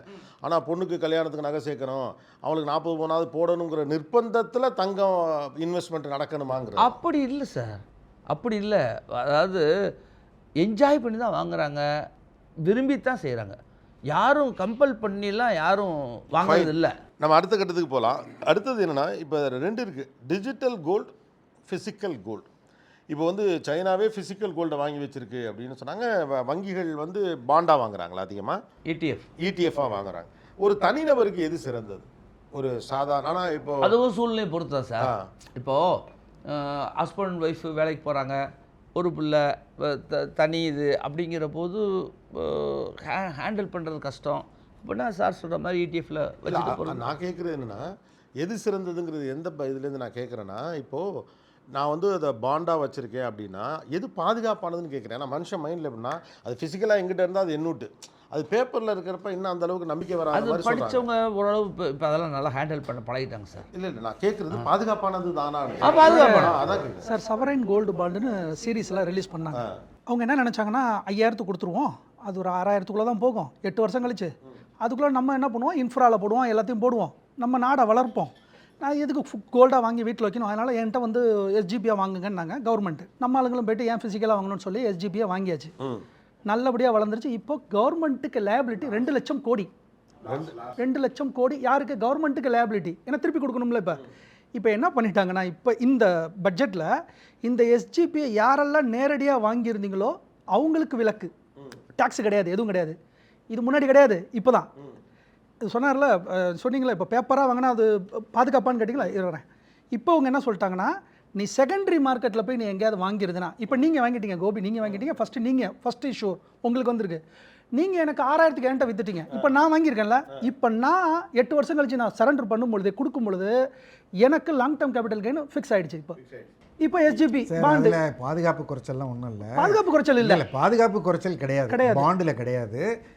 என்ன சொல்கிறாங்கன்னா, ஒரிஜினலாக யார் அலாட் பண்ணாங்களோ, நீங்கள் வந்து நாங்கள் அறிவித்த போது அலாட் பண்ணவங்களுக்கு டேக்ஸ் பெனிஃபிட்னு அனௌன்ஸ் பண்ணியிருந்தாங்க. நீ உனக்கு கொடுத்ததை நீ போய் லாபத்துக்கு விற்றுட்டு போயிட்ட, எவனோ ஒருத்தன் லாபத்துக்கு வாங்கினான், அவன் லாபத்து மேலே வரி கட்டட்டுன்னு இருக்காங்க இந்த பட்ஜெட்டில். அது பெரும்பாலும் இப்போ அவைலபிளாக இருக்கிறது exchange traded fund. Exchange traded fund is monitored by இவங்க நம்ம செபி அதை பார்க்குறாங்க. ஆனால் மற்ற விதமானதை ஆர்பிஐ தான் பார்க்கணும், நாங்கள் பார்க்கலன்னு சொல்லிட்டாங்க. டிஜிட்டல் கோல்டை நாங்கள் பண்ணலைன்னு செபி சொல்லியிருக்காங்க. அதனால் இடிஎஃப்ங்கிறத நாங்கள் பார்க்குறோம்னு செபி சொல்லியிருக்காங்க. இல்லை அதுதான் இங்கே பிரச்சனை. இப்போ இந்த செபி சொன்னதை வச்சு தான் இந்த கேள்வியை நான் எழுப்பினேன். ஏன்னா செபி வந்து நகைச்சீட்டுகள் பற்றி எப்போதுமே செபி அதுக்கான கண்ட்ரோலை எடுத்துக்கல. அதை இவங்க இப்போ ஓப்பனாக வந்து அவங்களே அனௌன்ஸ் பண்ணிட்டாங்க, நாளைக்கு நம்மள எதுவும் கேட்ட போகிறாங்கன்னு நினச்சாங்களா என்னன்னு தெரியல. செபி வந்து நகைச்சீட்டு கட்டுறதுக்கு எங்களுக்கு அதுக்கு சம்மந்தம் கிடையாது. இல்லை சார், அந்த இடத்துல பொறுப்பு இல்லைன்ட்டாங்க. செபி சொன்னது வேற சார். டிஜி கோல்டுன்னு 2 இருக்குது. பியூர் கோல்டாகவே வாங்கலாம், பியூர் கோல்டாகவே விற்றுட்டு பணமாக்கிடலாம், அது இருக்குது. நகைக்கடைகளில் போடுறது வந்து நம்ம ஏற்கனவே பண்ண அந்த 11 மாத ஸ்கீமை கஸ்டமருடைய கன்வீனியன்ட்டுக்காக டிஜி கோல்டுன்னு கொண்டு வந்திருக்கோம். நகைக்கடையில் பண்ணுறது அட்வான்ஸ் ஃபார் பர்ச்சேஸ். இதில் வந்து நீங்கள் வந்து தங்கத்தை வாங்கலாம், நகையாக தான் வாங்க முடியும். அது வந்து தங்கத்தையே வாங்கலாம், தங்கத்தையே விற்றுட்டு பணமாகவே வாங்கிக்கலாம். இல்லை சிபி எதுக்கு பொறுப்பெடுத்துக்க மாட்டேன்னு இப்போ சொல்லியிருக்காங்க. அது அது அது அந்த இதுக்கு இல்லை. இப்போ நீங்கள் நகை இப்போ மிடில் கிளாஸ் வந்து தங்கம் சேர்க்கக்கூடிய முக்கியமான ரூட்டில் ஒன்று இப்போ நகை சீட்டு தான். ஆமாம் ஆமாம். ஏன்னா அதுதான் முன்னால் இந்த டிஜி இதெல்லாம் வர்றதுக்கு முன்னாலே. இப்போ ட்ரெடிஷ்னலாக இப்போ கூட இதெல்லாம் தெரியாதாலுங்க நகைச்சீட்டு கட்டுறது வந்து பழக்கமாக தான் வச்சுருக்காங்க. ஆமாம். இப்போ இதுக்கான முழு பொறுப்பு அக்கௌண்டபிலிட்டி முழுக்க கடைக்காரர் தான். அதான் அதுக்குள்ள எப்பயுமே கடைக்காரர் தான், எப்பயுமே கடைக்காரர். இல்லை இப்போ திடீர்னு இதையே செபி வந்து சார் செபி வந்து சார் டிஜி கோல்டு வந்து நிறைய ஆப்ஸ் இப்போ வந்துருச்சு சார். கோல்டை வந்து என்ன பண்ணுறோன்னாக்கா இப்போ ஆப்பில் வந்துருச்சு. ஒரு ஆப்பு சொல்கிறாங்க, டிஜி கோல்டு எங்கள்கிட்ட கோல்டை வாங்குங்க, நாங்கள் வச்சுக்கிறோம் எங்கள் வேலெட்லன்னு. ஆனால் அந்த வேலெட் எங்கே இருக்குன்னு யாருக்கும் தெரியாது. இப்போ நான் தான் ஆப் ஓனர்னு வச்சுக்கோங்க. இப்போ நான் வந்து பப்ளிஷில் இதெல்லாம் யூடியூப்லலாம் போட்டுட்டேன், கேஒய்சி கிடையாது, ஒன்றும் கிடையாது, லாகின் மட்டும் கொடு, ஆதாரம் கொடு, ஆயிடுச்சு. 100 ரூபாய் நீங்கள் கொடுக்குறீங்கன்னு வச்சுங்களேன், வாங்கும் பொழுதே 6% அதிக பண்ணி பர்சன்டேஜில் வாங்குவீங்க. கரண்ட் ப்ரைஸுக்கும் அதுக்கும் 6%. ஏன்னா நான் ஒரு தடவை டெஸ்ட் பண்ணேன், 100 ரூபாய் போட்டு நான் டெஸ்ட் பண்ணேன். அடுத்து விற்க போகும்போது அதில் 12%. இன்னொன்று விற்க போகும்போது என்கிட்ட 100 ரூபாய் நான் விற்க போகிறேன், அது சொல்லுது உங்களிடம் 1 கிராம் வரை வாங்கினது பிறகு தான் நீங்கள் விற்க முடியும். அடப்பாவீங்களா, இதை நீங்கள் சொல்லவே இல்லை வாங்கும்போது. சரி, அப்போது டிஜி கோல்டில் போன ஜூனில் ஒரு ஆப் ஒன்று ஹேக் ஆகிடுச்சு. அது டைம்ஸ் ஆஃப் இந்தியாவில் நியூஸ்லாம் வந்துச்சு. அப்போ அந்த பணம் போட்டவங்களாம் என்ன பண்ணிட்டாங்கன்னா, டைரெக்டாக செபிகிட்ட போய்ட்டு சொல்ல ஆரம்பிச்சாங்க, இதில் நாங்கள் பணம் போட்டோம் டிஜி கோல்டில் ஹேக் ஆகிடுச்சு. அப்படிங்கும்போது அவன்கிட்ட கேட்குறாங்க, உன் வேலெட் எங்கே, நீ கோல்டு தானே வச்சுக்கிறேன்னு, உன் வேலெட் எங்கே. இப்போ இடிஎஃப்பில் நான் 100 ரூபா கொடுக்குறேன்னா அந்த இடிஎஃப் இப்போ கோடாக்கோ எஸ்பிஐ ஏதோ ஒன்று அவங்க என்ன பண்ணுவாங்கன்னா, அவங்களோட ட்ரேயில் நான் கொடுத்த 100 ரூபாய்க்கு அவங்க வெள்ளியோ கோல்டோ வைக்கணும், அன்னைக்கு நைட்டு வைக்கணும். ஆனால் அப்படி வைக்கப்படுது. இடிஎஃப் வைக்கப்படுது. டிஜி கோல்டில் வேலெட் எங்கே இருக்குன்னே தெரியாது. அதனால் அவங்க என்ன சொல்லிட்டாங்கன்னா பண்ணலாம். இப்போ இவங்கெல்லாம் தங்க நகை பண்ணுறாங்கன்னா, ஏன்னா அவங்கள்ட்ட இருக்குது. இல்லை அவங்கள்ட்ட ஸ்டாக் இருக்குது. அவங்கள்ட்ட ஸ்டாக் இருக்குது, அந்த நம்பிக்கை இருக்குது நமக்கு. ஆனால் தனிப்பட்ட ஒரு ஆப், தேர்ட் பார்ட்டி ஆப்பில் இந்த மாதிரி கூப்பிடுறாங்க, இந்த மாதிரி பண்ணுற போது மக்கள் என்ன நினைக்கிறான், ஓகே 10 ரூபாய்க்கு போட சொல்கிறாரு இவர், 10 ரூபா போட்டால் வருதுங்கிறாரு, இப்போ நான் போடுறேன், என் பணத்தை நீ எங்கே இன்வெஸ்ட் பண்ணுற, அப்போ நீ வேறு எங்கேயும் இன்வெஸ்ட் பண்ணுற, அது எங்கே இன்வெஸ்ட் பண்ணுற, உன் வேலெட் எங்கே இருக்குது, அந்த வேலெட்டுக்கு செக்யூரிட்டி எங்கே இருக்குது, இன்சூரன்ஸ் நீ வச்சிருக்கியா, இதெல்லாம் நம்ம கேள்வி கேட்கும்போது தட் இஸ் நோ ஆன்சர். அப்போ செபி என்ன சொல்லிடுச்சுன்னா, இதுக்கு எங்களுக்கு சம்மந்தம் இல்லை சார். முதல் விஷயம், ஒரு அறிவாளி இருந்தால் போதும், உங்கள்கிட்ட இன்வெஸ்ட்மெண்ட்டே வேணாம். ஒரு ஆப்பை உருவாக்கிட்டிங்கன்னா போகிறோம், வேறு எதுவுமே வேண்டாம். ஆப்பை நீங்கள் அப்லோட் பண்ணிட்டு நல்லா சர்க்குலேஷனில் விட்டிங்கன்னா அப்படியே காசு வர ஆரம்பிச்சிடும். நீங்கள் எங்கே இருக்கீங்க, என்ன உங்கள் அட்ரஸு, எங்கே போய் உங்களை பார்க்குறது எதுவுமே தெரியாது. எங்கேயாவது 50, 100, 200, 500 கோடி ரூபா அடிச்சதுக்கப்புறம் ஆள் காணாமல் போயிட்டேன்னு வைங்களேன், ஒன்றுமே பண்ண முடியாது உங்களால். தேர்ட் பார்ட்டி வாலெட் சேஃபா? முதல்ல வாலெட் சேஃபா? இல்லை சார், இல்லை. முதல்ல இந்த டிஜிகோல்டை பொறுத்த வரைக்குமே நீங்கள் ETF வாங்கலாம், இல்லை ஃபிசிக்கலாக வாங்கலாம். ஃபிசிக்கலாக வந்து நிறைய கடைகளில் ஸ்பாட் ப்ரைஸ் கிடைக்குதான்னு தெரியல, ஸ்பாட் ப்ரைஸ்க்கு அந்தளவுக்கு கிடைக்கிறது இல்லை. பட் என்னை பொறுத்த வரைக்கும் இது ஒரு தனி நபர் அல்லது தனி நிறுவனத்தை நம்பி நம்ம போடுறோம். இது எப்படி நம்ம சேஃப்னு நம்ம சொல்ல முடியும்? இதுக்கான வாய்ப்புகள் இல்லை. சார் இதுல ஒரு விஷயம் யாருன்னு தெரியாது. ஆமாம், யாரும் தெரியாது. ரெண்டாவது மக்கள் வந்து ஏதோ அது ஈஸியாக இருக்கு, உடனே அப்படி போட்டி இப்படி எடுக்கல அப்படிங்கிறதுனால அது பண்றாங்க. 200, 500 ரூபா போடலாமே, ஒரு நகையில் போய் 500 ரூபா கொடுத்து போடுவாங்க. இல்லை, நீங்கள் அந்த வாய்ப்பு ETF-லேயே இருக்கு. ETF-லேயே வெறும் 100 ரூபாய்க்கு கோல்டு கிடச்சிருது. நீங்கள் டிஜிட்டல் கோல்டை நோக்கி நகர போக வேண்டிய அவசியம் கிடையாது, அது தேவையும் இல்லை. அது எப்படி உள்ள வருதுன்னே தெரியாது. டிமேட் அக்கவுண்ட் எல்லாம் தேவை. இதுனா ஒரு ஃபோன்லயே வாங்கிடலாம். இல்ல இனிஷியலா சார் அது ஆக்சுவலி ரொம்ப நல்லா வந்தது. ஜிபேல கோல்டு வாங்க முடிஞ்சது, பெரிய கடைகள்ல வாங்க முடிஞ்சது. அதை வந்து அப்ப யாருமே வாயை திறக்கல, வாங்குறீங்களா பேசாம இருந்துட்டாங்க. என் ஃப்ரெண்ட்ஸ் எல்லாம் கேட்கும்போது நான் சொல்லியிருக்கேன், என்னங்க அவங்க என்ன சொல்லுவாங்க, லேடிஸ் மாச கடைசியில் 3000 ரூபாய் மிச்சம் இருக்கு, நான் என்ன பண்ணலாம் அப்படிம்பாங்க. இந்த 3000 ரூபாய் கொண்டு போய் அந்த டிஜி கோல்ட்ல போடுங்க, அதாவது இந்த ஜிபேல போடுங்க. ஜிபே வந்து உலகளாவின ஒரு நிறுவனம், அதில் தைரியமாக போடுங்க அப்படின்லாம் நான் நிறைய பேருக்கு அட்வைஸ் பண்ணியிருக்கேன். திடீர்னு கவர்மெண்ட் வந்து இல்லை, இதுக்கப்புறம் நாங்கள் இதுக்கு பொறுப்பு இல்லை அப்படின்னு சொல்லிட்டு கையெடுத்துட்டாங்க.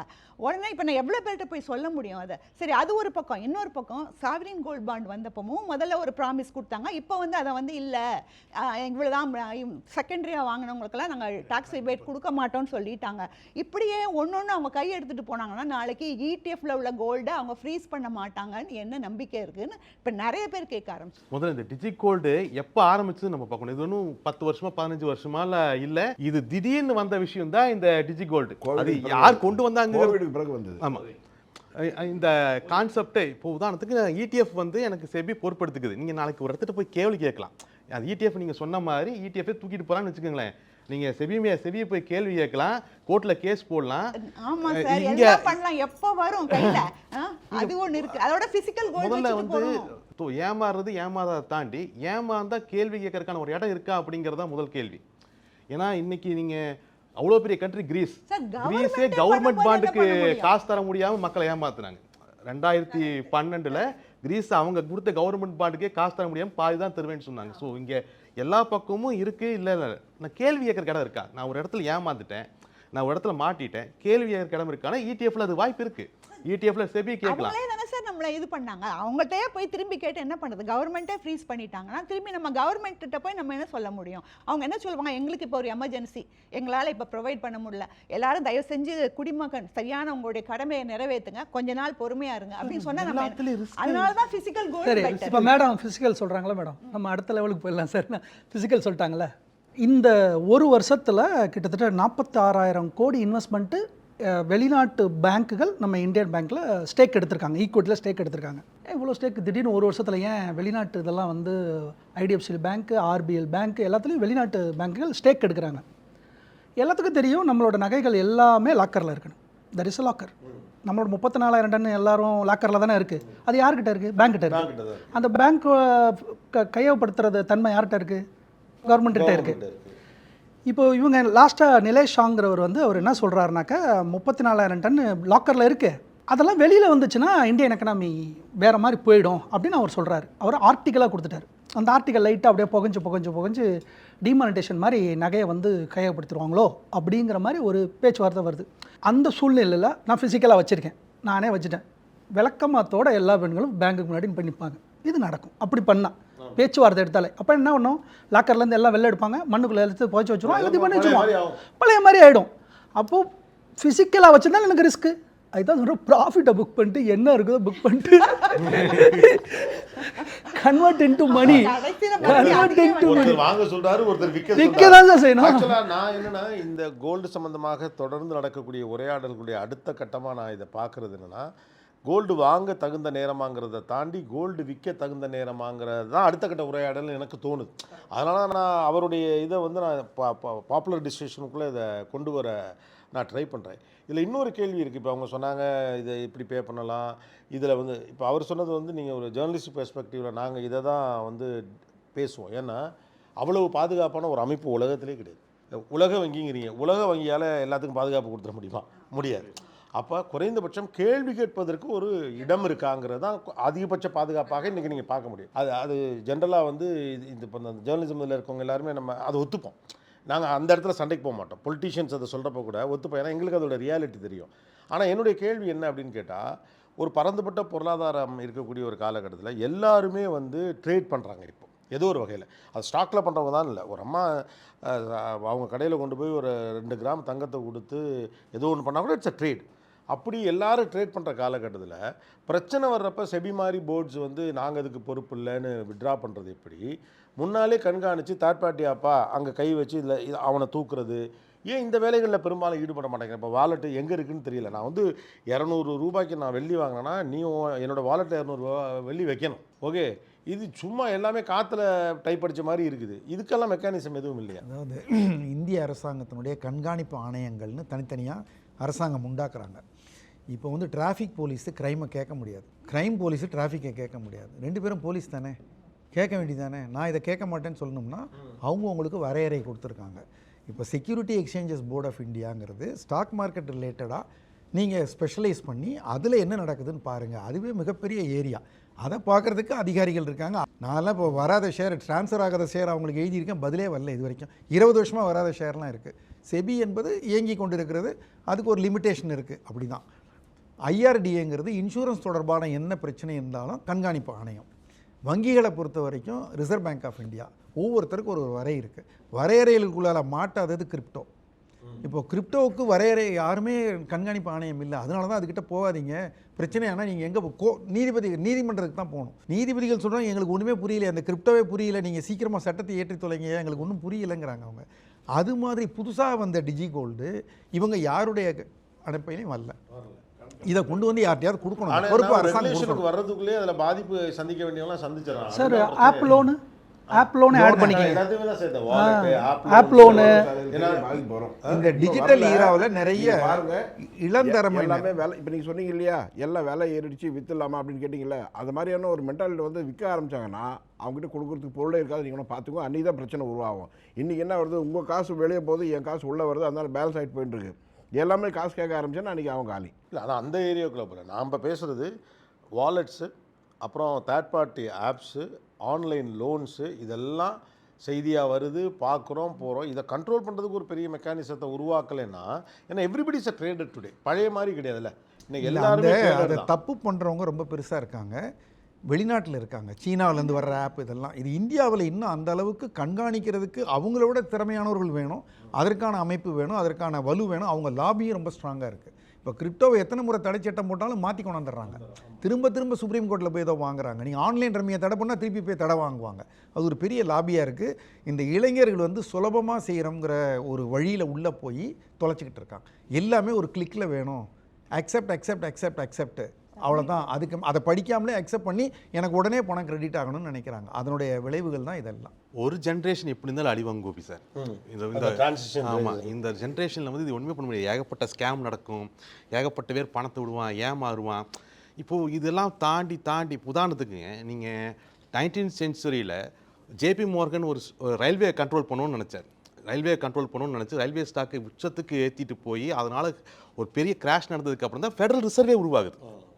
ஒரு விஷயம் உருவாகுது. அந்த மாதிரி இது ஒரு பெரிய பலூனாக மாறி வெடிச்சதுக்கு அப்புறம் தான் இதுக்கு ஒரு மெக்கானிசமே வரும். ஹிஸ்டாரிக்கலாக இதோட பேட்டர்னே அப்படிதான். ஆமாம், அது நீங்கள் உடஞ்சி தான் அது அது பயமே அதுதான். ஏன்னா 19th சென்ச்சுரியில் மிகப்பெரிய அசட்டாக பார்க்கப்பட்டது ரயில்வே தான். யார் ரயில்வே வச்சுருக்காங்க, யார் ரயில்வே கண்ட்ரோல் பண்ணுறாங்களோ அதுதான். ஒரே நாள் ஒரு ரயில்வே ட்ராக்கோடைய ஷேர் ப்ரைஸு $100 $1000 $2000 ஏற்றி அதை அப்படியே பிரேக் அவுட் பண்ணி எல்லாரும் தற்கொலை பண்ணிக்கக்கூடிய சூழ்நிலையெல்லாம் பார்த்தோம். அதே மாதிரி மற்ற பொருளும் போயிருமோ நாளைக்கு அப்படிங்கிறது தான் பயமே. இப்போ மேன்ஹாட்டன் மிஷின் ஒரு காலத்தில் ஒரு டயலாக் உண்டு. இப்போ அவர் அதை தான் சொல்கிறார். நியூயார்க்குடைய மேன்ஹாட்டன் தான் மணி மேக்கிங் மிஷின் அப்படின்னு இருந்தது. $100 $100.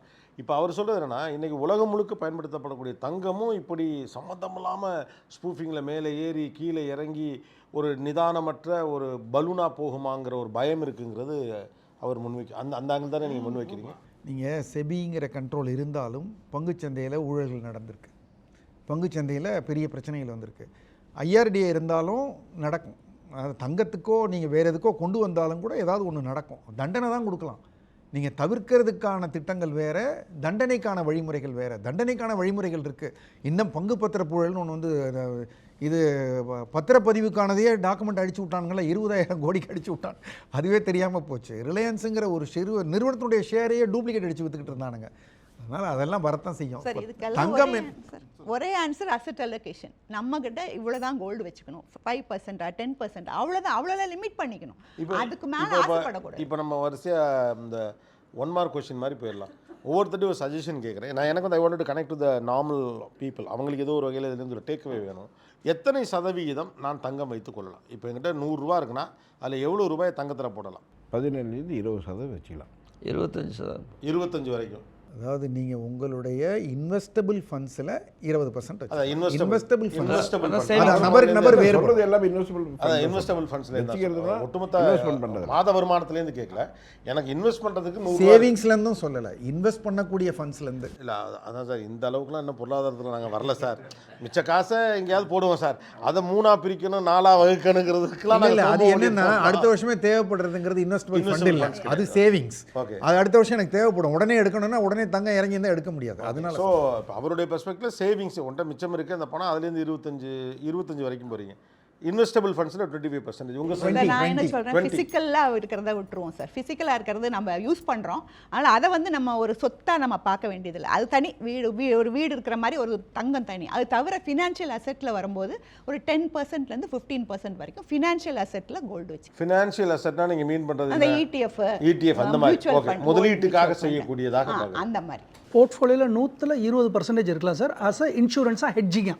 Insurance and hedging. ஹெட்ஜிங்னா என்னோட பங்குச்சந்தை ஒரு அளவு விழுகும் பொழுது என்கிட்ட இருக்கிற கோல்டு அதுக்கேற்ற மாதிரி ஏறிக்கும். ஒரு நாள் கோல்டு இறங்கும் போது என் பங்குச்சந்தை ஏறிக்கும். என்னோட இன்சூரன்ஸ் தானே தவிர அது வந்து அசட்டாக மாறிடாது. So 20% is good. Mirror transaction சொல்கிறேன். அதான் அது சிம்பிளிஃபை பண்ணி கேட்கறதுக்காக விட்டு நான் அதை கேட்டேன். உங்களுடைய சஜஷன்? இல்லை, என்னை பொறுத்த வரைக்கும் இது ரொட்டேஷ்னலாக தான் இருக்கணும். நீங்கள் ஃபிக்ஸ்டாக வருஷம் 20, மாதம் 20 அப்படின்ட்டு இல்லாமல் ஒவ்வொரு ப்ராடக்ட்டுக்குமே ஒரு மார்க்கெட்டே தான் இருக்கும். நான் ஒரே ப்ராடக்ட்டை தொடர்ந்து அக்காமடேட் பண்ணிட்டு போகிறதுல அர்த்தம் இல்லை. இப்போது இந்த வருஷம் கோல்டுக்கான வருஷமாக கோல்டு நமக்கு கொஞ்சம் அதிகமாக வச்சுருக்கலாம், அடுத்த வருஷம் அது கோல்டுக்கான வருஷமாக இருக்காது. இல்லைன்னா கொஞ்சம் கம்மி பண்ணிடலாம். ஸோ நம்மளுடைய ஒரு பர்சனல் அனாலிசிஸில் அதை பண்ணிக்க வேண்டியதான். தொடர்ந்து ஒரு ஃபிக்ஸட் பர்சன்டேஜ்லேயே நான் போட்டுட்டு போய்கிட்டே இருக்கும் பொழுது அது ஒரு காலத்தில் நிற்குமா அப்படிங்கிறது தெரியாது. ஏன்னா நீங்கள் 1980களில் அம்பாஸ்டர் காலில் பணம் போட்டவனால இன்றைக்கி காணாமல் போயிட்டான். நம்ம அப்போ தொடர்ந்து ஒரே அசெட்டில் பணத்தை ஒரே ரேஷியோவில் போட்டுகிட்டே இருக்கிறது அப்படிங்கிறது எனக்கு உடன்பாடு இல்லை. அதை ஒரு பீரியாடிக்கலாக ரிவ்யூ பண்ணிகிட்டே இருக்கணும். சார், இந்த அசெட் அலோகேஷன் சொல்லும் போதே கண்டிப்பாக ரீபேலன்சிங் வந்துடும்ல சார். அசெட் அலோகேஷன் பண்ணுறவங்க போதே ரீபேலன்சிங் வந்தே தீரும். அப்போ நம்ம விற்க தான் போகிறோம். இல்லை, அதாவது இப்போது அவர் ஹெட்ஜிங் பற்றி சொல்கிறப்போ அவர் ரெண்டையும் மைண்டில் வச்சே தான் சொல்கிறார். ஒரு ஸ்டாக் மார்க்கெட்டில் நான் இத்தனை சதவீதம் போட்டிருப்பேன், பேரலானா கோல்டு லெவல் வச்சுருப்பேன். எனக்கு மெக்கானிசம் எப்படி ஒர்க் ஆகுனா, என் ஸ்டாக் மார்க்கெட் ஃபால் ஆனால் கோல்டு காப்பாற்றி விட்டுரும், அது மேலே வந்துடும். அப்போ இது ஃபால் ஆச்சுன்னா இது மேலே வந்துடும். ஏன்னா இது இப்படி தானே ஆடிடு.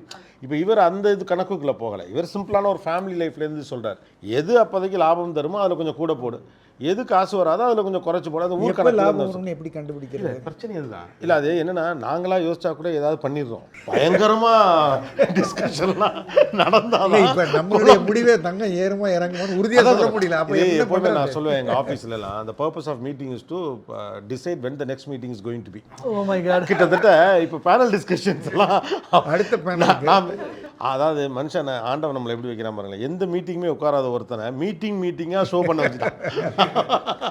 அது மாதிரி இப்போ நகையில் காயின் வாங்குறது லாபமா, ஆபரணமாக வாங்குவது லாபமா? தேவையை பொறுத்து தான் இது வந்து முடிவு செய்யணும். லாபம் தான் இல்லை இல்லைங்க. உங்களுக்கு வந்துட்டு ஒரு வெளியே போகிறீங்க, ஜுவல்லரி வேணும்னு போட்டு போனோம்னா நீங்கள் இல்லை, சொல்கிறீங்க. நான் சொல்கிறது இன்வெஸ்ட்மெண்ட்டே சொல்கிறேன். ஏன்னா காயின் தாங்க. இல்லை, இப்போ காயின்னா நான் பேங்க்கில் வைக்க முடியாது, நான் அந்த கணக்கில் கேட்க. இல்லை, நீங்கள் அது காயினை மேலே ஒரு ரிங் ஒன்று வச்சிட்டிங்கன்னா பேங்க்கில் வைக்கலாம். அது ஒரு வளையம், சும்மா வளையம் ஒட்டணும், பெண்டண்டாக வளையத்தை ஒட்டிட்டு பரவாயில்லையே, இந்த ட்ரிக்கெல்லாம் கூட சொல்லி தெரியல. இல்லை தெரியும், நான் என்ன ஒரு கேட்குறேன், 8 கிராம் காயினில் 1/2 கிராமில் ஒரு வளையம் மேலே வச்சுட்டிங்கன்னா அது ஆனால் என்ன பிரச்சனை, செய்கூலி சேதாரம் அதெல்லாம் கிடையாது. இல்லை இல்லை இது இல்லை நான் வந்துடுறேங்க. டாலர் கிடையாது. 8 கிராம் காயினே தான் மேலே ஒரு வளையம் வச்சு கொடுக்க சொன்னால் கொடுத்துருவாங்க. அதான் சார், அதை வச்சு கொடுக்கறதுக்கே தான் அதுக்கு ஒரு செலவாயிருமே. இல்லை அதெல்லாம் ஒன்றாங்க. 1/2 கிராம் காசு கொடுத்தா போதும், வேற ஒன்றும் அவ்வளோ இல்லைங்க. காயினுக்கே 2% இல்லைங்களா? அப்புறம் அதுக்கு மேலே ஒரு வளையம் வச்சுன்னு வச்சுங்களேன், அதுக்கு ஒரு செலவாகும். கடைசியில் எனக்கு அது வந்து அதுக்கு வேஸ்டேஜ் லெவல் வராது பெருசாக, ஒன்லி மெட்டல் காசு தான். 1/2 கிராம் காசு கொடுத்தா போதுங்க. மெட்டல் காசு தான் வரும் உங்களுக்கு. அந்த அதுல செய்கூலி பத்த அதெல்லாம் வச்சிருவாங்க, எதுவுமே அவ்வளவுதான். கிடையாது. அதுல பத்த வைக்க போறாங்க, அதுல பெருசா ஒன்றுமே கிடையாது. ஸோ அப்போ வந்து அதுக்கு தான் கேட்குறேன். ஏன்னா ஆபரண நகையாக வாங்கினா குறைஞ்சபட்சம் நான் பேங்க்கில் வச்சுக்க முடியும், எடுத்துக்க முடியும். ஆனால் காயினாக வாங்கினா பண்ண முடியாது அப்படின்னு சொல்கிறேன். அப்போ வந்து காயின் தான் பெஸ்ட் இன்வெஸ்ட்மெண்ட் அப்படின்னு பெஸ்ட் இன்வெஸ்ட்மெண்ட். அது இன்வெஸ்ட்மெண்ட் அப்படின்னு சொன்னா புரியுது. இன்வெஸ்ட்மெண்ட் காயின் தான். ஓகே. இப்போ ஆபரண தங்கத்தை வந்து வாங்குறது இன்னொன்று 24 கேரட் கோல்டு வாங்குறது ஒன்று. 24 கேரட் நான் கேட்குற முதலீட்டுக்கு 24 கேரட் இஸ் ஐடியலா இல்லை 22 கேரட் இஸ் ஐடியலா? அது காயினாவோ தங்கமாவோ வாங்கினா 3% ஜிஎஸ்டி இருக்குது. நீங்கள் அதில் கூலி சேதாரம் தான் இல்லையே தவிர ஜிஎஸ்டி வந்துடும். ஜிஎஸ்டி இருக்குது. இடிஎஃபாக வாங்கினா ஜிஎஸ்டி கிடையாது. இடிஎஃப்பில் வந்து brokerage தான் இருக்குது. brokerage is less than 0.5%. Okay. அதில் ஹிடன் சார்ஜஸ் எதுவும் இல்லையா? வேறு எதுவும் கிடையாது. நீங்கள் வந்து இன்னைக்கு விற்றா இது கிட்டத்தட்ட மேலே கொக்கி போகிற மாதிரியே இருக்குது. வேறு எதுவும் ஹிடன் சார்ஜஸ் இல்லை சார், இல்லை சார். சார்ஜஸ் இல்லை. ETF transparent price. அந்த ப்ரைஸில் வாங்குறீங்க, அந்த ப்ரைஸில் விற்கிறீங்க. ரெண்டாவது இன்னைக்கு ETF வந்து பேங்க்ல பிளச் பண்ணி பணமாகவும் வாங்கிக்க முடியும், லோனாகவும் நீங்கள் எடுத்துக்க முடியும். ஸோ அந்த பர்பஸ் அது நீங்கள் அதை ஸ்டோர் பண்ணுறது, பயப்படுறது அதெல்லாம் கிடையாது. ஆனால் உங்களுடைய புரிதல்லேருந்து ஃபிசிக்கலாக இருக்கப்போ இருக்க நம்பிக்கை பாண்டாக இருக்கப்போ இன்னும் வரலைன்னு நினைக்கிறீங்களா? இடிஎஃபாக இருக்கப்போ சார் நான் சொல்ல சாமானிய மக்கள் தான் என் வீட்டில் நான் எப்போவுமே பீரோ திறந்தா அதை பார்த்துட்றேன். ஒரு பொருளாக கையில் தொட்டு அப்படி அனுபவிச்சிடுறேன். இடிஎஃபாக பார்க்கும்போது ஒரு பெண்ணோ, இப்போ காலேஜ் படிக்கிற பொண்ணோ அல்லது பையனோ அப்படி பார்ப்பாங்க. ப்ராஃபிட் மட்டும் தெரியும். ப்ராஃபிட் நான் பார்ஷலாக புக் பண்ண முடியும் இடிஎஃப்பில். நான் போட்டது 10,000, இப்போ 20,000 ஆகிடுச்சு. என் கேபிட்டல் வச்சுட்டு 10,000 கட் பண்ணிட முடியும். இதில் கட் பண்ண முடியாது. ஃபிசிக்கலில் என் லாபத்தை கட் பண்ண முடியாது. ஆனால் இடிஎஃப்பில் இப்போ நீங்கள் 6 கிராமுக்கு வாங்கிட்டீங்க, 1 கிராமை மட்டும் அதில் கட் பண்ணி விற்க முடியுமா? முடியாது. இடிஎஃப்பில் நீ 6 கிராமுக்கு வாங்கிட்ட, 1 கிராமை மட்டும் தட்டி விட்டுறலாம். தட்டி விட்டு என் அக்கௌண்ட்டுக்கு அடுத்த நாளே பணமாக எனக்கு வந்துடும். அந்த பணத்தை வச்சு நான் வேறு இடத்துல இன்வெஸ்ட்மெண்ட் என்னோட தொடங்கலாம். அதனால் ETF is the best sir. ஆனால் நீங்கள் சொன்ன மாதிரி ஃபிசிக்கலில் காயினாக வாங்கலாமா இதாக வாங்கலாமா, அதில் 2 ட்ரிக் இருக்குது. நான் ஃபிசிக்கலாக காயினாக வாங்காமல் நான் ஆபரண தங்கையாக வாங்குறேன்னா மந்த்லி சீட்டில் நான் போக முடியும். என்னால் மந்த்லி சீட்டில் போனேன்னா செய்கூலி சேதாரத்தை என்னால் 18% சேர்க்க முடியும். போஸ்ட் ஆஃபீஸ் எனக்கு வந்து 7 தருது, எனக்கு வந்து எஃப்டி வந்து 6 தருது, பிபிஎஃப் வந்து 8 தருது. எனக்கு நகையில் நான் போய் மாதம் போட்டேன்னா என்னோட 18% வரை, சில இது 18 தராங்க. 18% வரை என்னால் சேவ் பண்ண முடியும். இன்னொரு ப்ளஸ் பாயிண்ட் இருக்கு. அன்னைக்குள்ள கோல்டு பிரைஸ்லயே உங்களுக்கு கோல்டு அங்கே பாருங்க, அவரோட விஷயம் அவர் எப்படி வராரு பாருங்க. இல்ல அது பெரிய அதுதான் சார், அதான் மக்களுக்கு புரியறதுக்காக சொல்கிறேன். 18% நீ எந்த இன்ஸ்ட்ருமெண்ட்டுமே தராது. கோல்டுக்கு கோல்டாச்சு 18% சேவ் பண்ணோம்னா ஆபரண தங்கத்தில் நான் போகலாம். செய்கூலி சாதாரணம் கிடையாது. ஆனால் அதை போகும்போது தெரிஞ்சுக்கணும் ஒழுங்காக. உங்களோட சதவீதம் எத்தனை சதவீதம் வரையும் நீங்கள் எனக்கு வந்து பண்ணிடுவீங்க? 15 18% தட் இஸ் பெஸ்ட். ஏன்னா மாதம் நம்ம கையில் கிடைக்கிறது நீங்கள் கொடுத்துட்றீங்க. இன்னொன்று வாங்கும் பொழுது கோமேக்ஸில் ரேட்டை நைட்டே நீங்கள் பார்த்துட்றீங்க. அடுத்த நாள் இறங்குமா இறங்காதாங்கிறத நம்ம கோமேக்ஸ் வச்சு கண்டுபிடிச்சிடலாம். 3% நைட் அங்கே விழுந்துருச்சுன்னா அடுத்த நாள் இங்கே இறங்க போகுதுன்னு அர்த்தம். அன்னைக்கு போயிட்டு 3 டைம்ஸ் ஆஃப் அமௌண்ட் நீங்கள் கட்டிக்கலாம் நகைக்கடையில். ஓகே. ஓரளவாவது நம்ம இந்த யூக வணிகத்தை கணிக்கிறதுக்கான சந்தர்ப்பங்கள் இதில் இருக்கு. கணிக்கலாம். இப்போ 5,000 தான் மந்த்லி சீட்டு நான் பண்ணுறேன்னா there is a chance to 3 தடவை நான் பண்ணிக்கலாம். 15 நான் கட்டிக்கலாம். என்னைக்கு கோமேக்ஸ் எனக்கு -3% உழுகுதோ, 2% உழுகுதுன்னா அப்போ குறைஞ்ச கிராமில் நான் அதிக பணத்தை பம்ப் பண்ணும்பொழுது எனக்கு அதிக கிராம் கிடச்சிரும். நான் கடைசியில் போகும்போது லாபத்துக்கு லாபம் ஆகிடுச்சு 18% ஐ கேன் சேவ். ஆனால் காயினில் எதுவுமே கிடையாது, எதுவுமே கிடையாது. ஓகே. ஒன் ஃபைனல் சஜஷன் மக்களுக்கானது, விலை ஏறிக்கிட்டே இருக்க இந்த காலகட்டத்தில் தங்கம் வாங்குதல் விற்றலில் என்ன செய்யணும்? ஏற்கனவே நம்ம நிறைய விஷயமாக டிஸ்கஸ் பண்ணோம். அதில் என்னென்னா உபரியாக இருக்கக்கூடிய சேமிப்பில் போடக்கூடிய, அதாவது இன்வெஸ்ட்மெண்ட் பண்ணக்கூடிய, சேமிப்பு கூட வேணாம், இன்வெஸ்ட்மெண்ட் பண்ணக்கூடிய பணத்தில் வந்துட்டு நீங்கள் தங்கம் வாங்கலாம். இந்த ரேட்டில் கூட நீங்கள் தங்கத்துடைய இன்வெஸ்ட்மெண்ட்டு நீங்கள் லாங் டைமாக தான் பார்க்கணும். மறுபடியும் சொல்கிறேன், குறைஞ்சபட்சம் ஒரு 5 வருடமாவது நீங்கள் வந்து பொறுமை இருந்தால் மட்டும்தான் தங்கத்தில் போகணும். ஒட்டு மொத்தம் பார்த்தீங்கன்னா நிச்சயமாக லாபம் இருக்கும். நடுவில் வந்து 4 தடவை வேலை ஏறும் இறங்கும் எல்லாம் நடக்கும். நம்ம அதை வாங்கிட்டு மறந்துடணும். 5 வருஷம் பொறுத்துட்டு என்றைக்கு ஒரு வச்சு என்னுடைய பையனுடைய படிப்புக்கோ இல்லை வந்து கல்யாணத்து செலவுக்கோ அந்த இடத்துல யூஸ் பண்ணோம்னா அதை எடுத்துக்கலாம். மற்றபடி லாங் டேர்முக்கு கோல்டு இஸ் பெஸ்ட். தங்கத்தை வந்து லாங் டேர்ம் இன்வெஸ்ட்மெண்ட்டாகவே எப்போதும் கண்டிப்பாக பார்க்கணும். அதில் தான் பார்க்கணும். இப்போ தங்கத்தை பொறுத்த வரைக்கும் ஒரு வழக்காகவே ஒன்று என்ன சொல்லுவாங்க அப்படின்னா, அது ஏறும் இறங்கும், ஆனால் என்றைக்கும் நீ வாங்கினதை விட இறங்கிறாது அப்படிம்பாங்க. ஆமாம், இது நடைமுறையில் உண்மைதானா? நான் தொழிலுக்கு வரும்போது கிராம் 60 ரூபா சார், இன்றைக்கி 15,000 ரூபா. இதுக்குள்ளார எவ்வளவோ ஏற்ற இறக்கம்லாம் நான் பார்த்துருக்கேன். ஆனால் ஏறித்தான் இருக்குது. அதாவது ஏறி இறங்கி ஏறிடும். அவ்வளவுதான். ஏறி இறங்கி இல்ல, நான் சொல்ல ஆனா வேண்டியது தங்கத்தை விடவே முடியாதுங்கிற பதட்டம் இருக்கிறதுக்கான டயலாக் ஏறி இறங்கி ஏறிடும். நீங்க அந்த கடைசியா ஏறுங்கிறத கட் பண்ணிடுங்க. ஏறி இறங்கி ஏறிடும். ஏறிடும். அது போக இப்போ நான் சொல்ல வர்றது என்னன்னா, இறங்கும் போதெல்லாம் வாங்கணும். ஸ்டாக் மாதிரி தான் ட்ரீட் பண்ணணும். ஆமாம், மக்கள் வந்து இறங்கும் போது வாங்க மாட்டேங்கிறாங்க. அப்போ இறங்கும்போது வாங்கினா ஏறும்போது வித்துறணும்ல. அது வேணும்னா விற்றுக்கலாம் சார். அது சார், நீங்கள் இன்வெஸ்ட் பண்ணும்போது ஏறும்போது வேகமாக வந்து வாங்குறாங்க சார். சார் சொன்னார்ல அந்த மாதிரி தான். ஆனால் இறங்கும்போது தான் வேகமாக வந்து வாங்கணும். இறங்கும்போது தான் வாங்கணும், ஏறும்போது நிதானமாக இருக்கும்.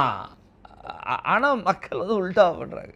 Okay, yes sir, one suggestion. நீங்கள் தங்கத்தை குறுகிய கால லாபத்திற்கான முதலீடாக பார்க்காதீர்கள். தங்கம் வந்து உங்களுடைய முதலீடுகளின் மொத்த அசட்டில் ஒரு பகுதியாக வர வேண்டிய நிலைக்கு மாறிவிட்டது. வந்து இப்போ அப்பப்போ செய்தி பார்க்காதீர்கள், அப்பப்போ விலை மாற்றங்களுக்காக பயப்படாதீர்கள். ஒரு அளவு பணத்தை எடுத்து வைத்து ஓரளவு தங்கத்தை வாங்கி கொண்டு இருங்கள். அது நகையாகவோ முதலீடாகவோ எப்படி இருந்தாலும் உங்களுக்கு ஒரு பலன் கொடுக்கும். ஏறாவிட்டாலும் பணம் பத்திரமா இருக்கும். ஓகே சார், நான் இன்றைக்கி வரும்போது என்னோட ஓலா டிரைவர் தெரிஞ்சவர் தான். அவர் பேசிட்டு வரும்போது கேட்டார், மேடம் நான் என்ன பண்ணுறது, தங்கம் வாங்கலாமா அப்படின்னு. அவருக்கு சொன்னது தான், நம்ம வந்து முதல்ல நம்ம மைண்ட் செட்டு, நம்ம இன்வெஸ்டரா ட்ரேடரா அப்படிங்கிறது. ட்ரேடர்னா கவலையில் இறங்கினாலும் பயப்பட மாட்டாங்க, மறுபடியும் வாங்குவாங்க, ஏறினாலும் பயப்பட மாட்டாங்க. நம்ம இன்வெஸ்டர் தான் முக்கால்வாசி பேர். அதுவும் காமன், நம்ம நடுத்தர மக்கள்லாம் முக்கால்வாசி இன்வெஸ்டிங் தான். நம்மளால் டெய்லி பணம் ஏறிச்சா இறங்கிச்சாலாம் பார்க்க நம்மளுக்கு நேரமும் கிடையாது. ஸோ பீரியாடிக்காக மாதம் ஒரு கிராம் வாங்குறீங்களா, கண்டிப்பாக 14,000 ருபீஸ் உங்களால் ஸ்பேர் பண்ண முடியுமா? இல்லை ½ கிராம் வாங்குறீங்களா? பீரியாடிக்காக வாங்கிட்டே இருங்க, சேர்த்துட்டே இருங்க. அதை விற்கிறத பற்றி நம்ம இன்வெஸ்டர் யோசிக்க வேண்டாம். பதினேழு உங்கள்ட்ட கொஸ்டின் கொஞ்சம் சேஞ்சு. ஏன்னா ஒருத்தர் ஒரு நார்மலான ஆள், is not a financial expert or a person who is well informed. அவர் இப்போ ஒரு தங்கம் வாங்குறாரு இல்லை வெள்ளி வாங்குறாரு அப்படின்னா என்னென்ன விஷயங்களாக கவனிக்கணும்? ஏன்னா இன்றைக்கி மெட்டீரியல்ஸ் அவைலபிளாக இருக்கு இல்லையா? You can give them 2-3 suggestions. யாரோ ஒரு நகையை போய் ஃபிசிக்கலாக வாங்குறாருன்னா நான் சொல்லிட்டேன், கோமெக்ஸில் போய் நைட்டே பார்த்துடணும்.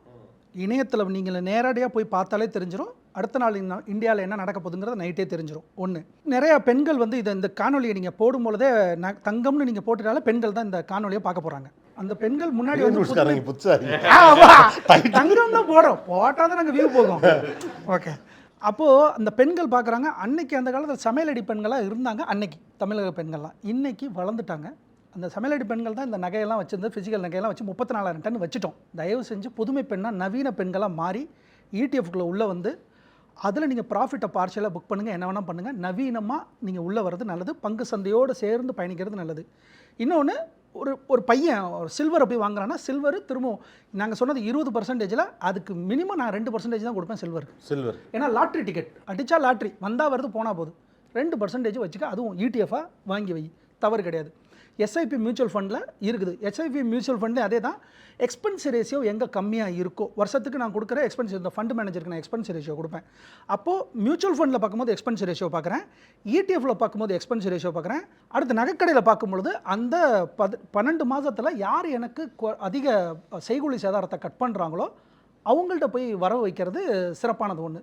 இன்னொன்று, கோல்டை லாக்கரில் போய் வைக்கிறது சிறப்பானது. நம்ம வீட்டில் எங்கேயும் போய் வைக்க வேணாம், லாக்கரில் போய் வச்சுருங்க. பொற்காலத்தை பயன்படுத்துகிற மாதிரி இந்த பொற்காலத்தில் பார்ஷியலாக உங்களுக்கு தேவையானதை வச்சுக்கிட்டு மீதியை சோல்ட் அவுட் பண்ணிட்டு பணமாக மாற்றி அதை எடுத்து SWP-ஆவோ அல்லது பாண்ட்ஸாவோ அல்லது GSEC கவர்மெண்ட் செக்யூரிட்டிஸாவோ பண்ணி, அதாவது நான் கவர்மெண்ட் செக்யூரிட்டிஸ் வாங்குகிறேன் அப்படின்னா என்னுடைய நாடு முன்னேறும்.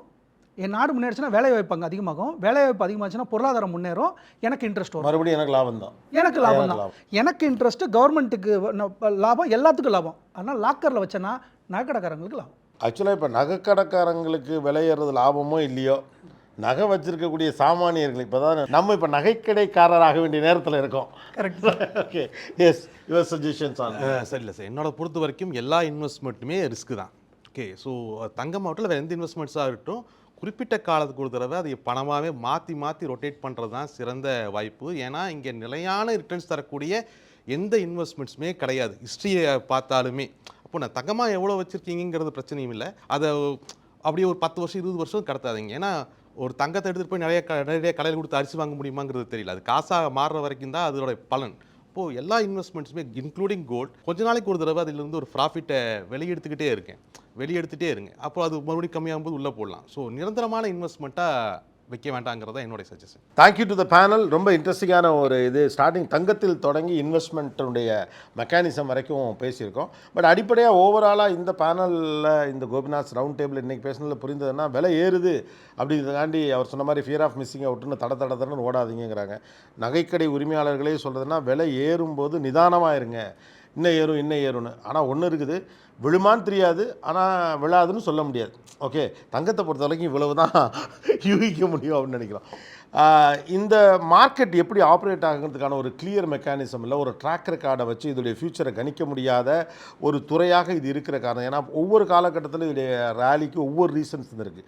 இப்போது Jio political reasons, Wars, dollar மீதான நம்பிக்கை குறைவு, அதை தாண்டி வங்கிகள் நகையை வாங்குறதுன்னு இந்த ரேலியில் ஒரு ரீசன் இருக்க மாதிரி ஒவ்வொரு காலகட்டத்தில் ஒவ்வொரு மாதிரியான ரீசன்ஸ் இதுக்கு பின்னால் இருந்திருக்கு. ஸோ தட் வாங்குகிறவர்கள் விற்கிறவர்கள் 2 பேரும் நிதானத்தோடு இருக்க வேண்டிய ஒரு காலகட்டமாக இருக்குது. And most interesting thing, Madurai Veeran சொன்னது மாதிரி documents are available, details are available. 20 ஆண்டுகளுக்கு முன்னதாக ஒரு விஷயத்தை செய்கிறதுக்கு தேவைப்படக்கூடிய தகவல்களை நம்ம தெரிஞ்சுக்கிறதுக்கான சந்தர்ப்பங்களும் சூழலும் ரொம்ப குறைவாக இருந்த காலகட்டத்தில் இன்றைக்கி இந்த மாதிரி டிஸ்கஷன்ஸில் தொடங்கி இன்டர்நெட்டில் ஆத்தென்டிக்கான சைட்ஸில் உங்களுக்கு தேவைப்படக்கூடிய தகவல்கள் இருக்குது. Think twice before you do. Thanks a lot to the panel. It's really interesting. ஏன்னா இந்த சப்ஜெக்டை ரொம்ப ரொம்ப மேத்தமேட்டிக்கலாக அப்ரோச் பண்ணாமல் ரொம்ப பீப்புள் ரெலவெண்ட்டாக அப்ரோச் பண்ணுறதுக்காக அவங்க எல்லாருக்கும் ரொம்ப நன்றி. Thank you all. Good luck. Thank you.